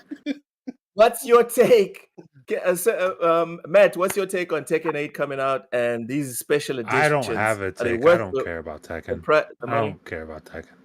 All right, Yeah, you that's the wrong guy. uncultured swine. I don't care about Ham, fighting games. It's Tekken not my 8. thing. What's your take?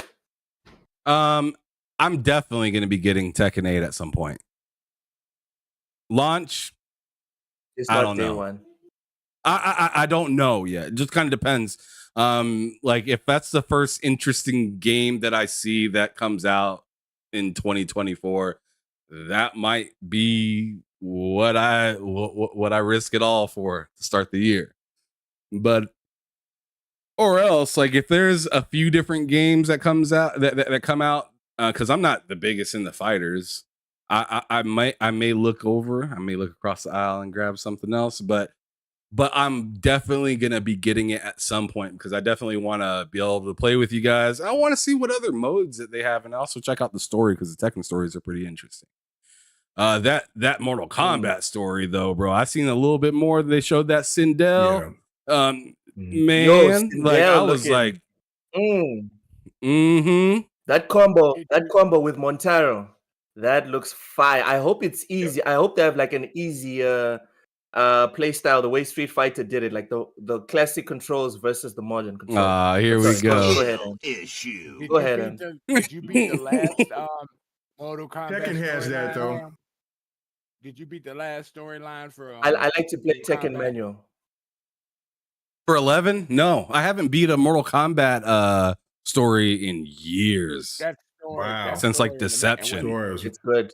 And when Oh, that story is amazing. Aftermath, Yeah, when 11 was great. Aftermath came out, that's what got us into where we're at now with Mortal Kombat. And you need to play, you actually need to play that story to understand why Raiden is where Raiden is and Liu Kang is where he is, because it's a Yeah. big shift between the two. So you Mhm. need to play those two. Yeah, it's like they swapped because I thought Raiden was the The elder teacher guy, and yeah. Liu Kang Yeah. was the I'm student. not giving nothing away, but everything changed. That's why we got the reset. I see in Mortal Kombat Right. 1, the new one, it's swapped completely, and it's like really weird because they're talking to Liu Kang like he's Raiden, you know, like he's a He Like is he's a right. big Yeah, man on. He is right. Yeah, It's crazy. He's the big man on campus now. Yeah. That's why you had to play Mortal Kombat 11, including the Aftermath pack, to understand how this happened. Well, they got Yeah, 11 I on mean, Game Pass. I might have to run And through it's on it. sale as well. So Yeah, worth the money. it's really enjoyable. It's really dope. Yeah, the Does he DLCs get is the just great. Aftermath? Does he get the Aftermath with it? That part I don't Uh, know. You would think that they would do no, the Ultimate Edition. I mean, you can get it. You can buy the Ultimate Edition on Steam for $5. It'd be like- And it'd be like $11 on sale sometimes in Mortal Kombat. Yeah, yeah, it's worth it. You could get. Yeah, also, it's definitely since worth we're it. talking about fighters, Soul Calibur 6, y'all, the campaign, mwah, very nice, and you can customize your fighter. I made Afro Samurai in that game. Oh wow! And it was a lot of fun. So Afro Samurai is my favorite anime. I made Cobra Commander. FYI. Ooh. I made Cobra Commander. I made Nemesis from Resident Evil 3. And then I made one more character. I can't, and then again, because they don't have Lizard Man in there, and I made Lizard Man. So I want to see pictures. That sounds insane. I can show you some gameplay. I made Sofatina with nothing in her but her undies on, and she had a spoon. Miss old perv. For her weapon. Yeah, this man's getting it weird. Getting weird now. This old perv. He only turned on that game to. No. Yep, that's it. Taking the jiggle physics, you know. Dude, just go and play Dead or Alive. That's DOA. Oh man, DOA is life.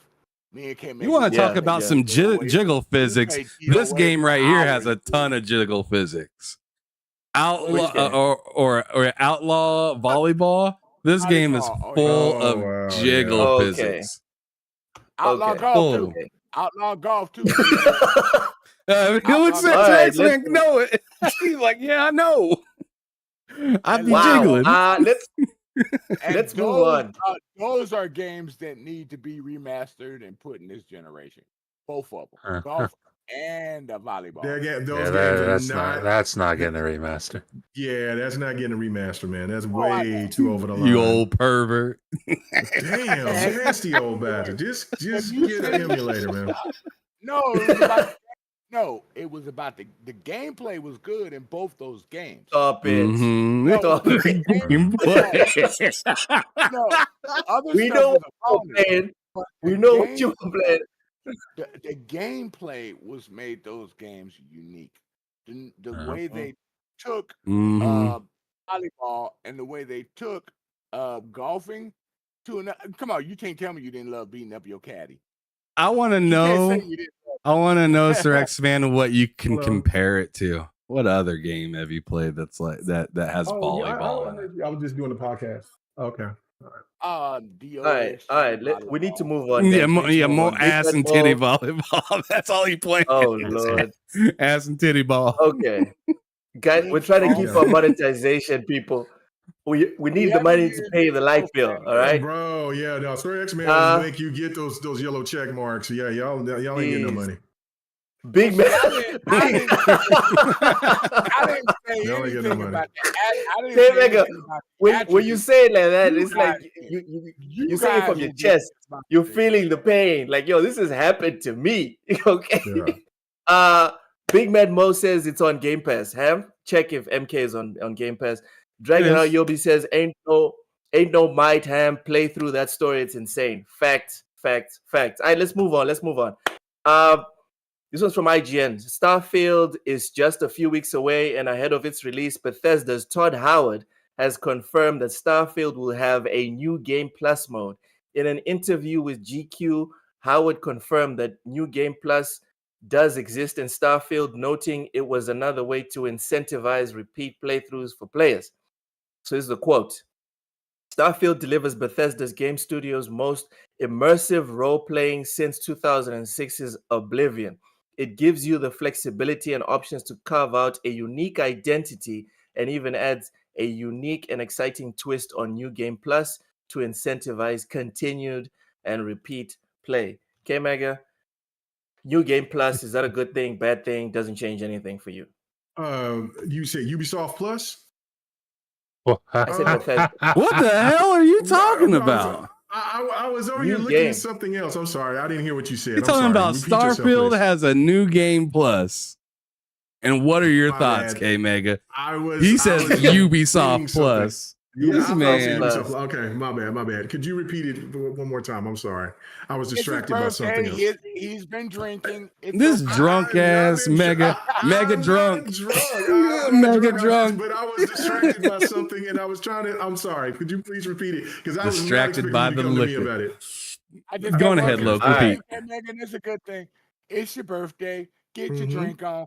It's your birthday. Get your drink on. Yes, I was not planning Oh, on sorry. doing Sorry. any podcasting today, but that's okay.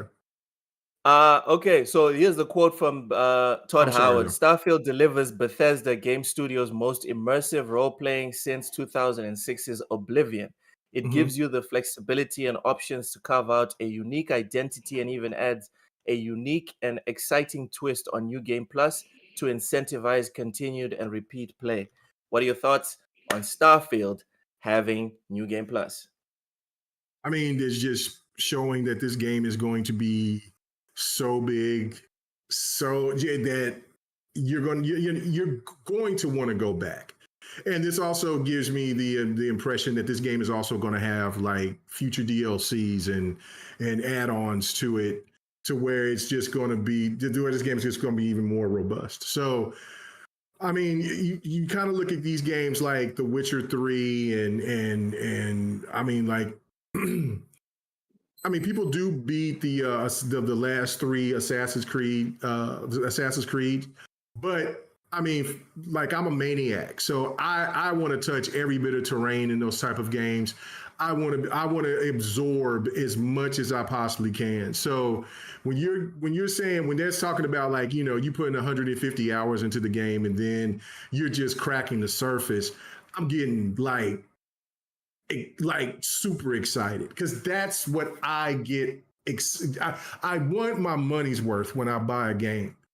And that to me is, you know, and I understand that you know, But people doesn't got things to Starfield do. feel a bit intimidating? Doesn't it feel like Absolutely. too much? Yeah, and that's why I like it. That's what I love games that intimidate me. Like The Witcher 3 intimidated the hell out of me. Like, I mean, it took me 2 years to beat. And then the second time around that I beat it, just late last year, it took me 220 hours. That's Damn. just like, so like I like games like that. Like I like all different types of games. I like games that's linear, that can just take me here and there, get it done, and we're done. I like games that can give me 2-3 hours of entertainment and then we'll get it.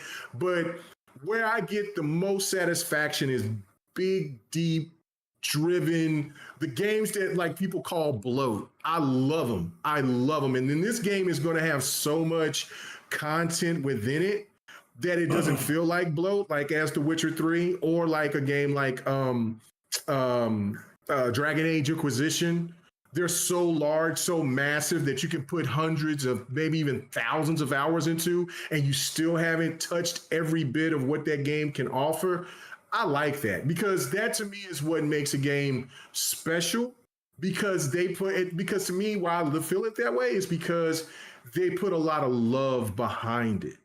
That's my thought process on it. I mean, I can't wait to hear what the rest of the panel has to say, but I find that just to be like one of those things. Like, yes, it's going to be very intimidating. And so when people say that this is going to be a game that be played for the decade, and I know that there's stands out there that say, that sounds so stupid. But what they're not understanding is that for Skyrim, for Oblivion, people are still playing those games. And those games has been out longer than a decade. If this game is on the same wavelength on size and scope, I mean, or if it's bigger than those games, my God, yeah. Like there's going to be other games that's going to take you away from that game for a while, and then when they add extra content or whatever, an update patch or something of that nature, you're going to jump right back in. And it might be one of those games, just like how The Witcher 3 was for me, where it took 2 years to beat, but that is just so satisfying because I feel like I've gotten my money's worth. Honestly, I love it. And a quick redress to what you just said. Anyone that says, "Oh, just because it happened with Skyrim doesn't mean it's going to happen with Starfield," it just goes back to my favorite quote, which is "Past performance informs future results." Why is it that when Naughty Dog is going to announce The Last of Us Part 2, we can all freak out and say a masterpiece is coming? That is fine. But when Bethesda says their next game is coming out, oh no, now we need to be cautious. But if you look at their track record, they also drop bangers. Why is it that we have this uneven like expectation, even though they both have great past performance? So it doesn't make sense to say that it's not going to be like legendary like Skyrim or even better. Matt, where you at Matt. on Starfield having New Game Plus?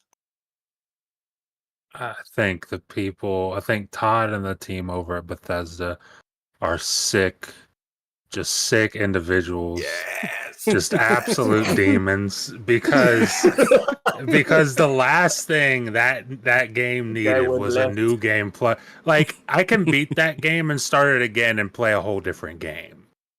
I didn't need a new game plus, but they did it, and I mean that's just, it's going to be a dumb amount of time I put into that. And also to Loke, what you just said, people's point, because I have seen that people saying, well, Skyrim was great, but that doesn't mean Starfield will be great. Starfield, here's the thing about Starfield, it's going to be great, but doesn't need to be great because modders will do the job. I guess that's the thing with Bethesda games. Once that game releases, you get the game that Bethesda made. 10 years from now, you've got the game that modders have made. And it's a whole different thing. It is a whole different thing. So even on the 1% chance that the game doesn't slap, which isn't going to happen, because you hear people playing the game, you hear like what they're, it's not happening. But like, it's going to take on a life of its own. It's going to be the game that Bethesda made and then the game that modders made afterwards. And it's going to be going for years and years and years, if not more than a decade. Okay. Sir X-Man, keep it on topic. Don't bring PlayStation in, please. All right? Sir X-Man, what are your thoughts on New Game Plus coming to Starfield? Go. You're muted. You're muted, bud. Okay, it doesn't matter, and I'm not going to talk about PlayStation because PlayStation ain't Okay. in this equation. There we go. You even rhyming. Nice. I did? Oh, shocked me. But people still play on PC. They still play Morrowind. That's a 20-something-year-old game, and they still play it. People play Oblivion, and they do their own upgrades to Oblivion. They even added co-op to Oblivion. Playing Oblivion right now. On PC. Yeah. And the game goes forever because you have the ability to change the game to suit you. Starfield, we're not going to talk about what they're giving you extra with the Starfield Plus. But Starfield is one of those games, and y'all know Bethesda games, for those who know Bethesda games. It's going to be a more than 10-year game because of the ability to continuously play it with new content, new landscapes, new upgrades. So this Plus is surprisingly offering you new things that they put in the game that you didn't know they had. So once again, Bethesda surprised you again. And like I was telling K Mega, we only got part of the download because it says 116 download. But when you get the game and before it finally comes out on your day, there's another 20-something gigs to get it to 39 gigs for the game on release. The minute you just got the initial stuff, but you don't have the rest of it. So when this game comes out, you'll be able to play it, but yet it's probably set up for more things on the back end of the game. So they did it so you can launch game day one. I've seen this happen before. We all have. But there's other there's other parts of the game downloading in the background because you're not going to get through all that stuff by the rest of the time that back-end download comes out. But you'll still have the ability to play the game. Now with this new stuff, this Plus stuff, that's giving you even more. And you don't know what it is because they don't tell you what it is. So when you finally really start getting into the game, when these other downloads start coming that they're adding, that's going to bring the shock value to a whole new level. And a lot of times with Bethesda, because they're owned by Microsoft, and I know 10-1, if you went and bought the premium edition, you're probably gonna get this stuff downloaded right away. And knowing them, it'll probably come free or with a discount in a few more months if you don't want or can't afford to get it right away. So this game is so big, you got time to wait to decide if you want to get it or not. So with these new alternate missions and alternate routes that they're putting in the game, they set this up to play forever. Forever. Oh man! All right, He said forever. Ron TJ with the $5 super chat. Thank you. Says just wait for the mods. It has full mod support on Xbox. Yeah, that's gonna be Oh, wild. and you know why I couldn't be? I gotta do it. You know why I couldn't be on Sony? They don't like having mods. God damn. They don't like having mods. That is true. Wanted to put mods on there, and Sony said no. Nope. I found don't out want that. wild when I was actually installing mods on Fallout 4 on my video game console, not my PC. That was insane for me. The fact that I could even do it, I said my mind blew. I was like, "What? This is supposed to be impossible," but it was there. It was working. They turned off achievements, of course, but it was still, it was awesome. Welcome in, Pixel Bitg.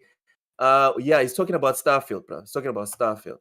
Yeah, mod shopping alone takes forever. Yeah. But anyways, what's up, Luke? Matt, sorry, Ham. What's your take on Starfield having New Game Plus? I can't wait for that because that will be my mod game.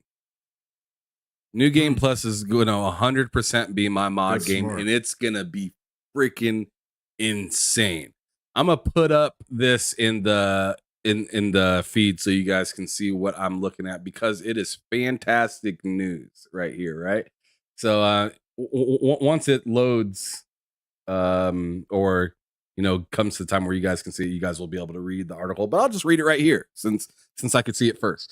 It says from Games Radar and also Techland, or not Techland, Tech Radar also had this article as well. Actually, a bunch of different publications did, but it says Starfield mod can include entire planets. Yep. So entire new planets, and they go in. Yeah. Okay. Yeah. Absolutely. Starfield mods can include entire planets. So expect the Death Star in no time at all. That's what the article reads. I'm making Unicron. I'm making a Unicron. Yes, sir. Just going to be a planet full of chronic. What are you talking about? No, you don't know. Unicron from Transformers. Yeah. Okay. Yeah. No, but I think this is amazing. I mean, not only just this article, but this whole New Game Plus thing, because I mean, we all like to kind of screw around, do stuff and whatnot, but it kind of gives us a reason to kind of take the first game serious. So then I can hurry up and get to the next game in which I can just absolutely be ridiculous or just screw off or download a bunch of mods. And the cool thing about that New Game Plus thing is I'll be able to download all those mods, but still have the character carry over from the first game I did. So I don't have to feel like I'm starting all over from scratch. Cause I did that with Skyrim. I started over from scratch and then added a bunch of mods in and stuff like that. Go ahead and tell me, Matt, did Skyrim have New Game Plus? No Bethesda game ever has had New Game Plus. This is the first for Bethesda. So just that statement right there, Matt, makes this even bigger than it probably should be. To be honest, because it's just like if it's never had it, they are literally putting packing as much into this game as possible. Bro, my Xbox finna be sweating. I'm gonna have to go grab some towels, dab it up a little bit. Man, that thing gonna be working. And I also got it downloaded on my Steam Deck and PC. So Man, I might just have to buy all new towels because it's finna put a war. As you were saying, K Mega about Immortals, hey, it's gonna have my room hot. It is gonna be hot in here. I was surprised that it handled Avium the way that it did. It was cool, but I don't know. Starfield might be the one to get that bad boy cooking because man, might have to bring some sausage and eggs, man. Have breakfast in the morning. I love what Dron TJ's spamming in the chat right now. He says, Dron TJ in the chat is spamming. I bet I see a Halo ring in Doom Planet. You will definitely see that. And see, another thing that when you said that, Ham, that makes so much sense about that. That's you usually don't say the smartest things, but that was really that was so subtle. That was so subtle. Fuck you, bro. I'll let that slide. It's your birthday. Kiss my ass. God damn. Anyway. But honestly, no, that was just perfect what you just said in regards to using your plus as for your mod run through. And then because, there's people that's making this, coming up here allegedly saying that there's going to be planets that doesn't have anything in them. They're just going to be just nothing but wastelands of just nothing, right? Well, the mods is going to take care of that. You're going to have planets that's going to be just engulfed with whatever that they're going to make, and they know that. So that's what's going to be the beauty of this. And then, of course, those mods will be transferred over to the console, which is something that we've been asking for from the console side of things. It's like, yo, can we get some of these mods over here? And once we seen that with Skyrim and they started bringing those mods over, I mean, the sky's the limit, man. This game is going to be really, really massive. So yeah, you was 100% right on that. K Mega, Sir X-Man gonna jump in. Sir X-Man gonna jump in and be like, you thought that was a pleasure planet, bruh. You come on over here, play me some volleyball. We got them physics. We got. Oh my god! You'll do it. Sir X-Man will do it. Oh yeah, I know he'll do it now. See, look, I'm a freak, but I don't know about Sir X-Man's freaking geeky. I just, I want to make a unicorn and a Battlestar Galactica. And put it in my game. Okay. Okay. And the last Starfighter ship. I'll be good. All right. Okay. All right. Matt, can you end this Starfield love-in so we can move on to the next topic, please? Love-ins, you're going to be playing it too. What you talking about? Oh, yeah. I mean, shit, everyone's going to be playing that. Don't be showing offline because we going to know.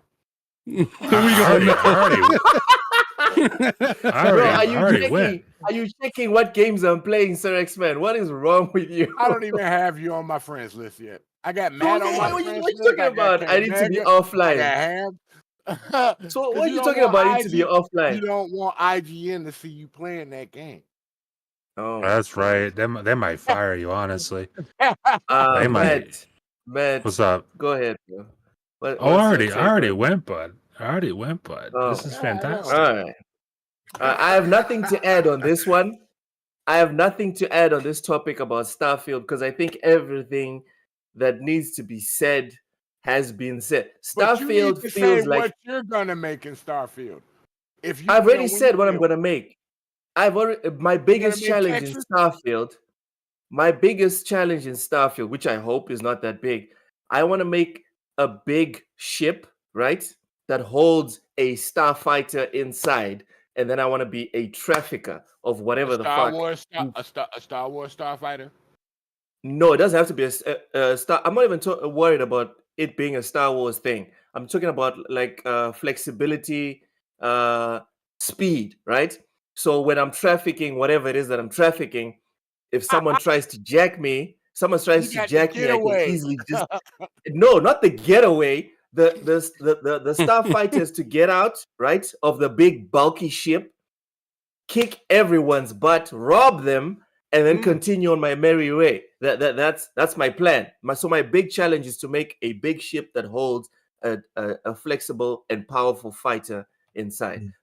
It essentially Starfield. It feels like the gaming equivalent of Endgame, and I think we've talked and dissected it to like Oblivion. We need to just just play it. I just want to play it right now. Wow, I'm you so say done talking Oblivion, about and it. that's a 20-year game. So just imagine how long Starfield's gonna last. 30 years. Oh God. Oh, Okay, 30 let's move on. years. Mhm. Eh, we We won't will. be able to tackle the trailers of the games that we saw at the Gamescom showcase, because there's about 50 of those, and we're literally out of Oh time. But the last no. one, the Oh last man. topic before we leave, Matt, stop pretending. Stop pretending. The No. last topic for Why are today. we leaving? There's no GRG tonight. I mean, I'm Yeah, done. let's I'm- go. Let's go. What's Oh happening? no, we don't gotta do that. We don't gotta do Let, that. Don't let him and Matt Don't cook listen- tonight. Let's don't go. listen to Let's get don't it. listen to that. We don't gotta do that. Don't bother me. Damn, we can let Loke go and do an Listen. extended version. Oh, Yeah. man.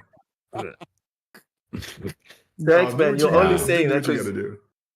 You All know I right. love you, bro. The- I gotta mess with you. The last topic for today is Baldur's Gate 3, kind of, sort of, not really being a PlayStation exclusive. It's not. Larian Studios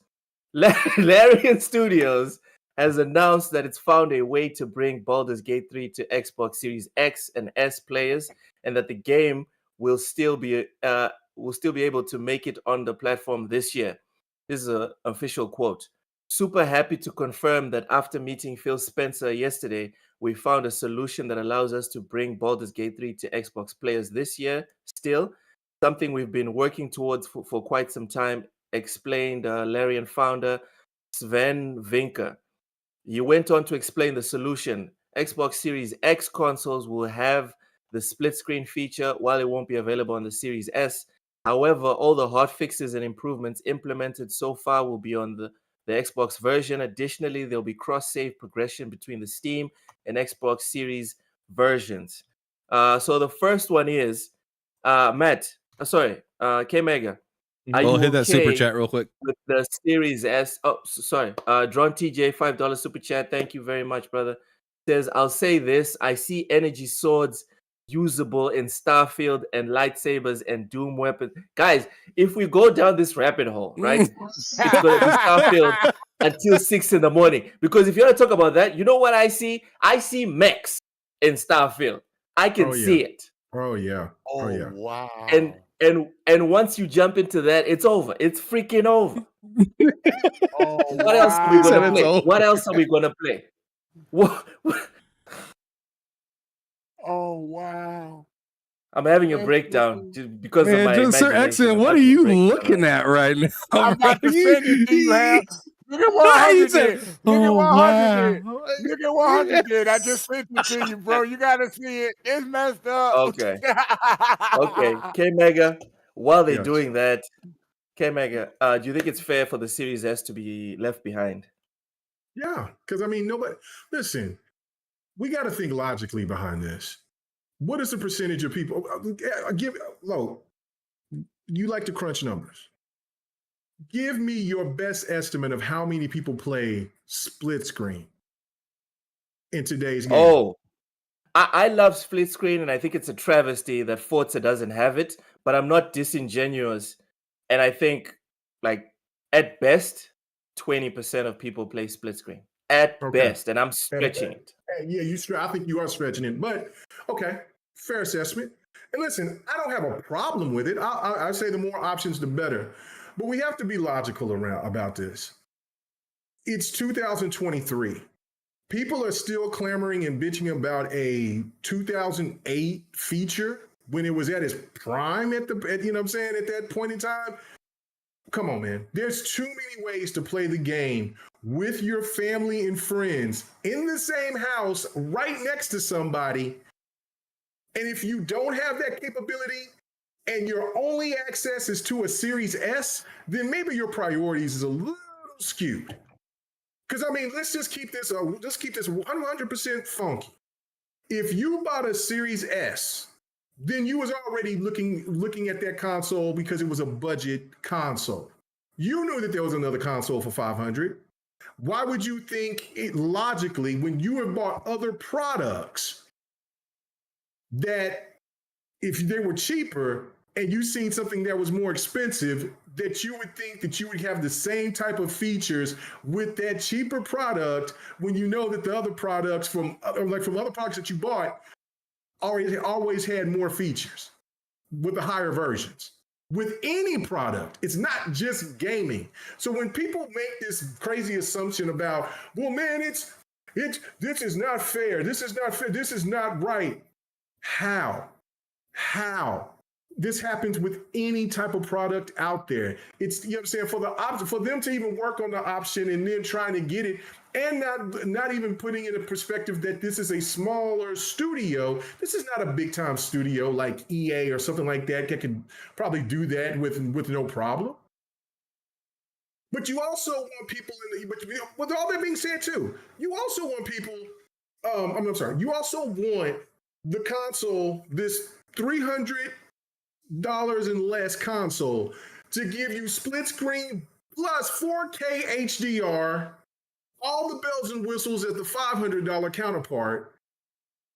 Doesn't make any damn sense. Doesn't make none. So it's one of those things like, if you want split screen that bad, then you need to buy the Series S. You can find a cheaper version of a Series S somewhere that's less than $500 or $550 Series according X. where you live. I mean, Series X, I'm sorry. Right. And then, I mean, we're talking about a console that is comparable in price with the Nintendo Switch. And the Series S does more than what the Switch does. It does more. What $300 console in the market right now does what the Series S does? I don't know. Anything? Nothing. I mean, nothing. I So don't when think you anyone want, does that. yeah, nothing. Like, I mean, if you want, I mean, I guess you can get it, because how much is the Rogue Ally in the Stream Deck? Steam Deck and ROG Ally are way more. Steam Deck. Steam Deck that's what- starts at 400, All right, 400. Okay, and the Rogue Ally is how much? up to I think it's 700. like, Okay. yeah. Like 700. Okay. The value of the Series S also comes in with the price, married with the performance. That's what makes Right. it special. Right, that's what makes it special. And it's introducing you into the next gen. You can't get that with the Xbox One or the PlayStation 4. You can't even get that with the PlayStation 4 Pro, or even with the Xbox One X. So to me, you know, how many games on the Xbox One X or the PlayStation Pro that runs 120 frames per second? Well, they can't That's do the it. thing. Well, I have to say, They can't do that. I tried to play Cyberpunk at launch on the One X, and it was terrible. So, yeah. See, and that's the point that I'm trying to make here, is that when people are trying to really pump this out about the Series S being, those gamers are being, disrespected or anything like that, understand it's like, you know how like this saying is, it's like, you know, you talking above your pay grade. Know what you spent. I mean, let's just keep that. Like I said, I know that sounds kind of harsh. Thank you. But you gotta keep that shit That's real. what I said. Yeah. Yeah. You know what I'm saying? You pay $300 or less for that console, and you expect it to do what a $500 console does, or what a PC does? Are you out of your damn mind? Of course, there's going to be some shortcomings Switch with it that. around. Yeah. Mega, switch it around. You think Yeah. it's fair to make us to pay 500 and then be held back by the 300? No, dude. No, we paid 500 for the premium. That's what we did. Right. And this is the thing too on this where people got to get, and this is, I've talked to more than just one developer about the whole holding back thing. And I already knew this just because of playing games on the 360 and playing games on the Xbox One, like Battlefield 4 or Forza Horizon 2 or Titanfall. If you went back and played those games on the 360, yeah, you would see that there's a difference, a significant difference. So nothing is being held back. And damn near every developer will tell you that the Series S is not holding back anything. It's the fact of who's the developers, how many people are working on this, and how many SKUs that they got to work on. There's all those different factors. It's got nothing to do where they can't do it. It's just time constraints.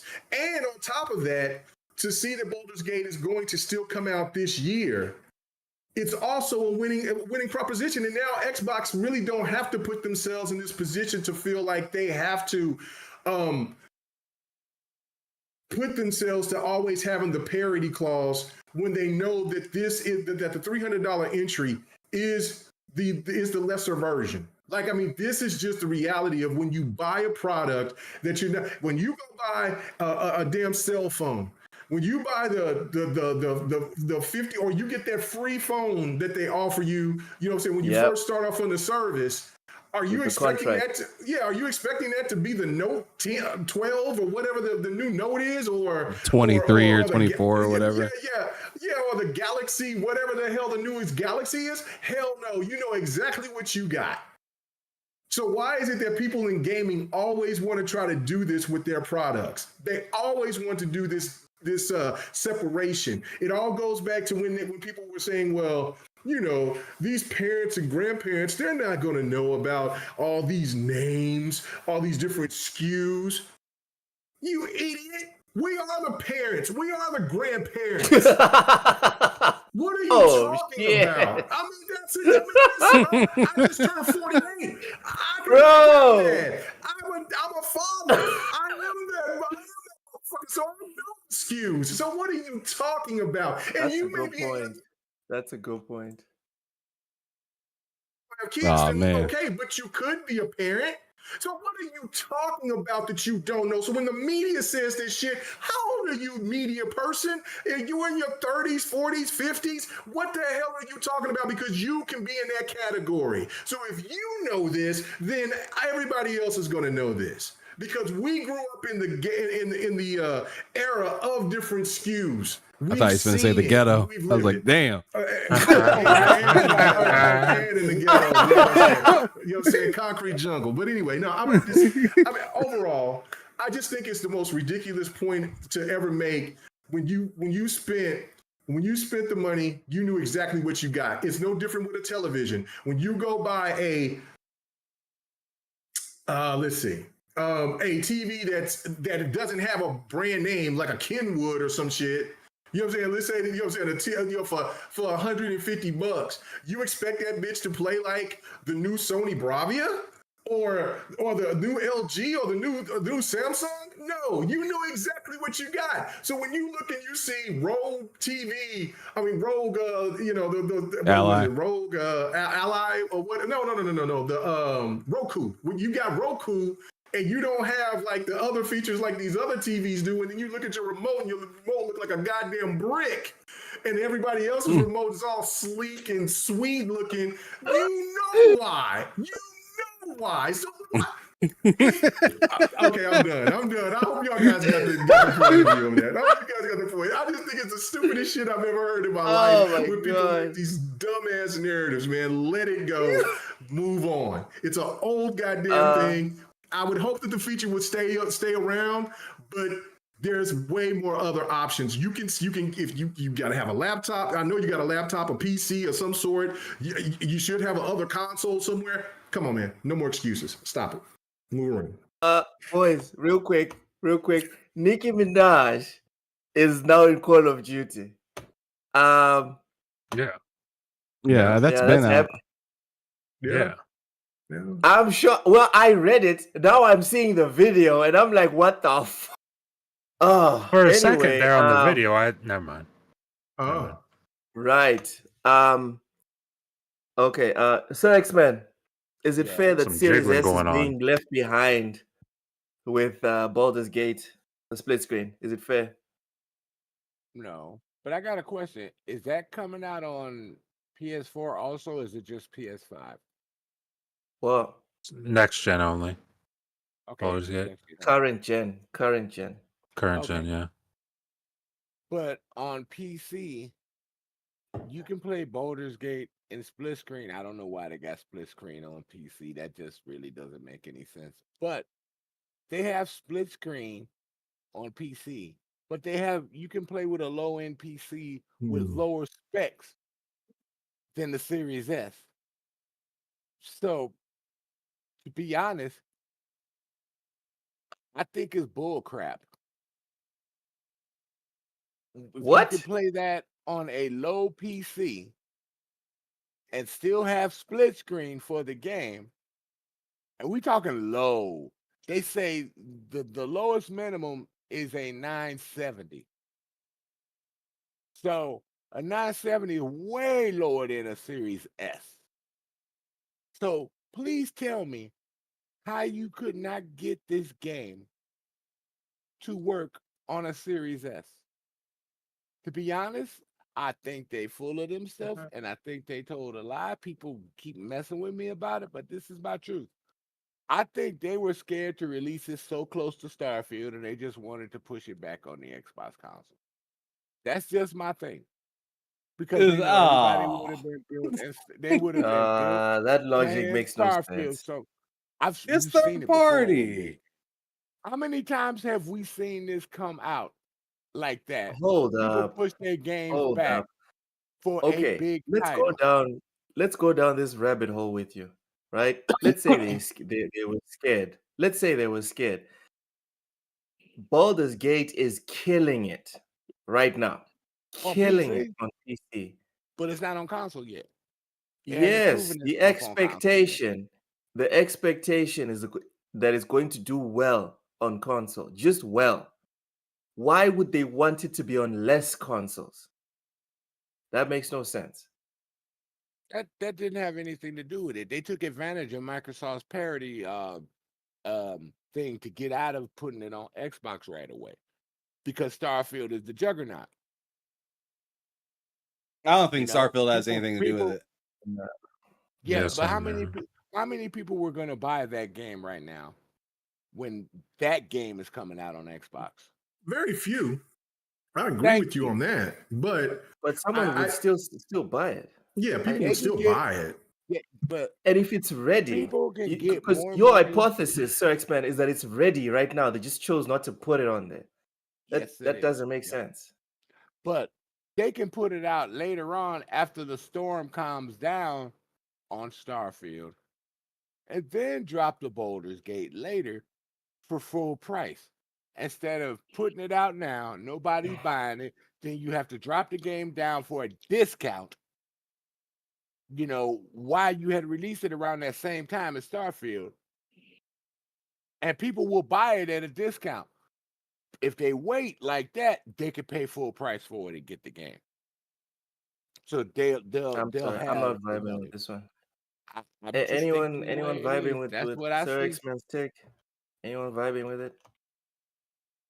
The one thing that I would agree with on him is that, I mean, look, I mean, nobody would really particularly, and it's the same thing. I don't think this game is going to sell like gangbusters on console. I just don't. It won't. I mean, and so that it's a PCS game. If this was going on Game Pass, absolutely there would be tons of people jumping on that game, or on PlayStation Plus, tons of people jumping on the game. But you're asking people to pay $70 for a game that people are trying, that normally say that they don't even like that type of combat. They don't like turn-based like that. So, and then it's a new franchise for them. Most of us have not played Baldur's Gate 1 or 2. So it's, that's where I agree with Sir X-Man, is that with coming out around with Starfield, and then on top of that, you got Mortal Kombat, you got all these other games coming out here in September. You got NBA 2K, you got all these other games coming out. That game would be dead on arrival sales-wise. So it's better that it is coming out at a later date on Xbox. So maybe Sir X-Man could be potentially right. I don't know, but I can agree with that. I agree with that part where nobody's going to buy it. It's Spider-Man. It's the only game they got over there. So no, there's that Fort game, and then they're going to have Helldivers. PlayStation's going to have some games coming. I mean, but it's not as going to be as big as Spider-Man. So yeah. That's just my theory, bro. That's all. No, it's all right. Matt. Yeah. Is Baldur's Gate, is the Series S being done wrong by not getting the split screen? No. Baldur's Gate? No. And like, I don't think it's a fact, because Sir X-Man was talking about PC and how it can run on like a 970. It's like, I don't think it's a fact that the Series S can't run. In fact, they said it's not that the Series S can't run. It's just they don't have the capacity to make it happen. They don't have the resources to make it happen at the same time as releasing it on PS5. And because they're behind, now they're gonna have to release it later in the year anyway. But like, as for the series, I don't see anybody like I'm playing a Series S right now. I don't see anybody with a Series S complaining about this. It's all people who are telling people that they should be upset about this. Yeah, like no one's upset. Sorry. I'm just saying, like, no one's really upset about this. It's not a huge deal. Like, there's probably, it sucks for them, but like there's probably a handful of people who were stoked to play split screen Baldur's Gate on Series S. Like, that sucks. I'm sorry you can't do that right away. That's a bummer, but there's no one complaining online. No one's complaining about this. It's people telling you that you should be mad about this. Oh, Xbox went back on their word of parity. So, I'm not mad. I've got a Series S. I'm playing one right now.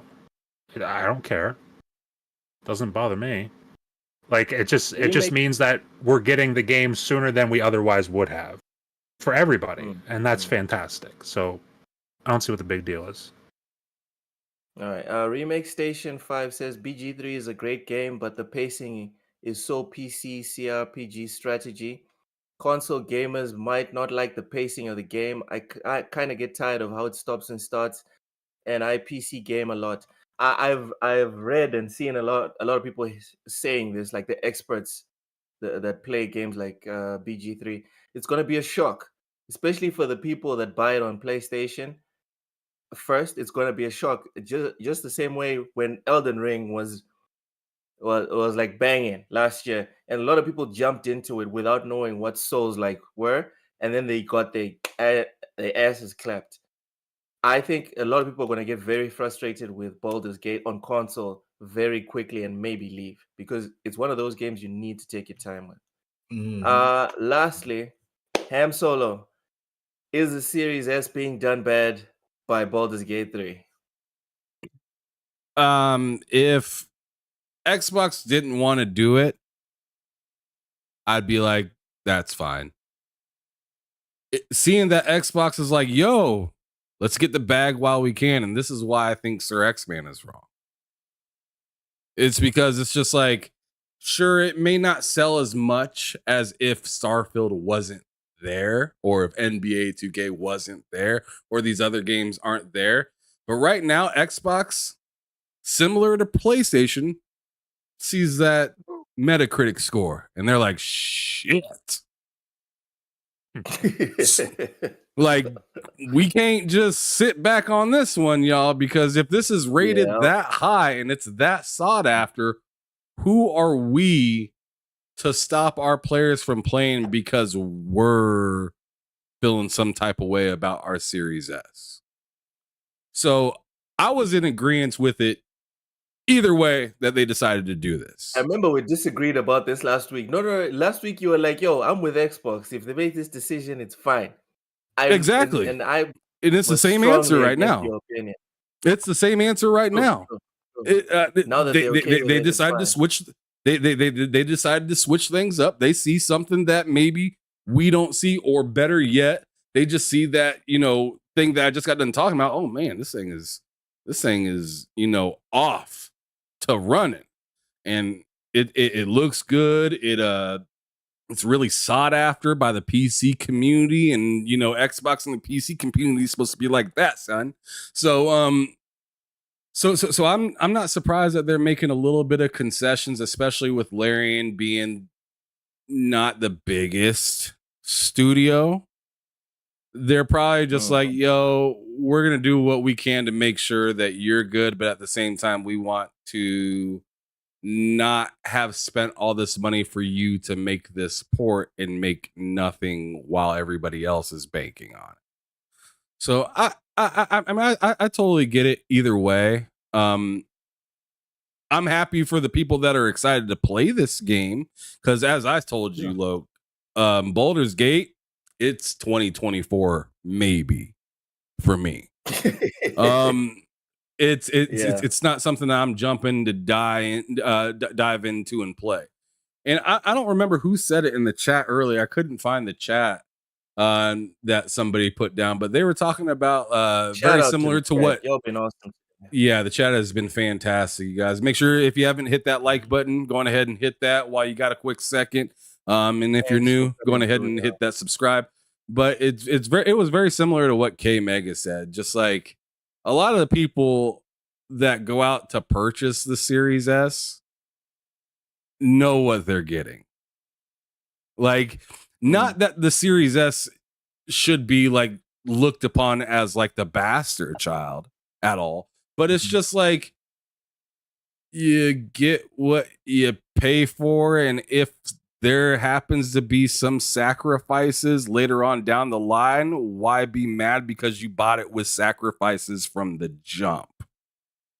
Facts. So to get frustrated that you're not getting exactly what the other person that, I mean, to me, that's like buying a $10 ticket and mad that you're not in the up inside in the seats with all the people that get the free the buffet and all that stuff. Like, yeah, you might look up there and be like, man, I wish I would have did that.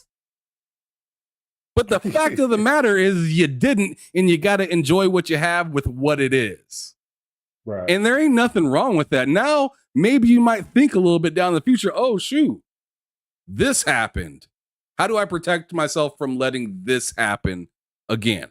I have both an Xbox Series X and a Series S. Yep. I take my Series S everywhere with me. You know something I haven't done on it yet? I haven't even played a split screen game on my Series S yet. I haven't touched one. I played Vampire Survivors co-op on my Series X because that's in my game room. My Series S is in the front room where everybody can use it and do whatever. My daughter plays Paw Patrol games and stuff like that on there. I mean, that is like just the second console. I knew that I wanted the premium experience. So that's what's on my gaming TV is the Series X, the PS5 disc version, and my Switch is docked because that's how I like to play my Switch games. I have as much... I set myself up to know that I'll be happy. Don't set yourself up to be kind of happy and then be disappointed when the things that you thought would be cool to look over finally come back around and slap you in the face. Just is what it is. Yep. That's all I really got to say about it. Look, go on ahead. All right, so before we get to the last one, which is a bit of a saucy take on this whole Baldur's Gate thing, K-Mega, in honor of your birthday, you can pick anyone in the chat to get this week's $10 voucher. So there's no quiz. You just have it. Go ahead. And also, after you pick... Yeah, happy birthday to K-Mega because he didn't want that ass whooping. So that's fine. Happy birthday. K-Mega, after you pick someone in the chat to win the $10 voucher, please, you also have a minute to rant about whatever you want to rant about in the world of gaming. Go ahead. Okay, well, first off, let me go ahead and put on. I just got my glasses for when I go to Cozumel. So I got like 3 different pair. So let me go ahead and put on. See what these look like when I put these on. Woo, boy, I don't know how. You know what I'm saying? Yeah, nice. You know what I'm saying? These.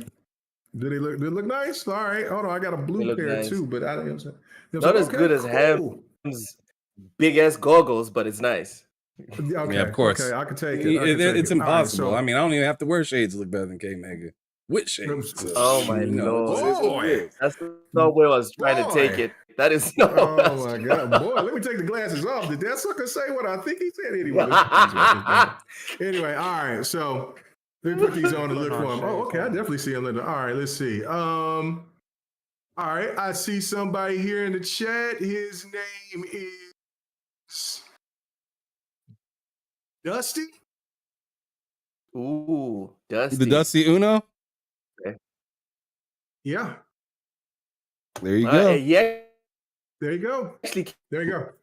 And I guess for my quick rant, I won't take too long. I'll just say quickly, enjoy your games, people. It is apparent that a lot of stands out there hate the fact that Xbox has had such a good positive year that they still want to bring up Redfall, the game that should not be mentioned, or Xbox 2022. Redfall, I mean, Starfield is right here around the corner. There's already been great games to be played beforehand that are Xbox games, third-party games, whatever. The reality is that we just, I think we get so absorbed into this gaming culture, and there's people that are really understanding on their end for the first time in a very long time. They just don't really have shit to play, and they got to wait for it. And the competition is looking really, really stellar, and that could be scary going forward. So enjoy Starfield. I won't be getting a chance to play Starfield because I'll be in Mexico, but I cannot wait. And I look forward to when I pop back online and check, I see you guys showing gameplay, having a damn good time. Don't let the Metacritic score, no matter if it's a 82 or if it's 102, enjoy the damn game, or just enjoy gaming in general. Stop listening to these damn sourpuss ass, crybaby ass people, and let's keep it moving. K Mega, bringing all the positive vibes. Cheers, K Mega. Okay, guys, to close it out, this one's a bit salty, but this one I'm opening it to everyone. No particular order. If you want to say something, say it. Shades, let's go. Where's your shades at, Church, man? Oh my god! All right. Where's your shades? Yeah. So we need shades, man. All right, guys. Man. All right. No, we're good. The last one. You guys can. If you want to on, comment, say what you want to say. If you don't want to say anything, keep quiet. It's fine. No problem. Okay. Is Baldur's Gate still a PS5 exclusive? No. It never was. It never was. That took all of 5 seconds to answer your question. Are we done with the show now? Damn. Yes. Last point. That was just a PSA.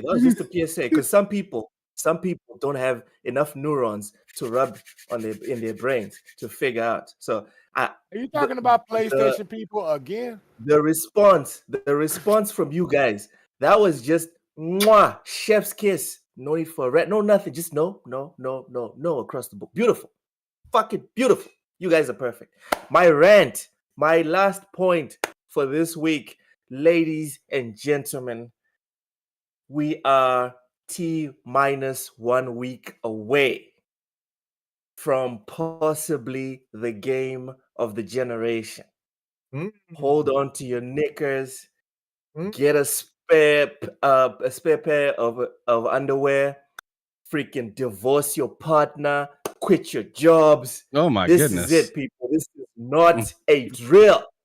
This is not a drill. He said risk it all. Right? He said risk it all. Uninstall every game on your Xbox. All right.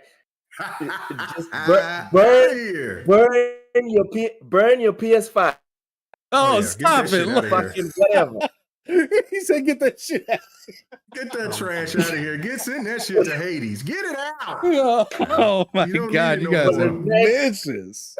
For the next 30 days, at least, after Starfield launches, there is no reason to do anything else but explore the cosmos. Thank you, Todd Howard. Thank you, Phil Spencer. Thank you for listening.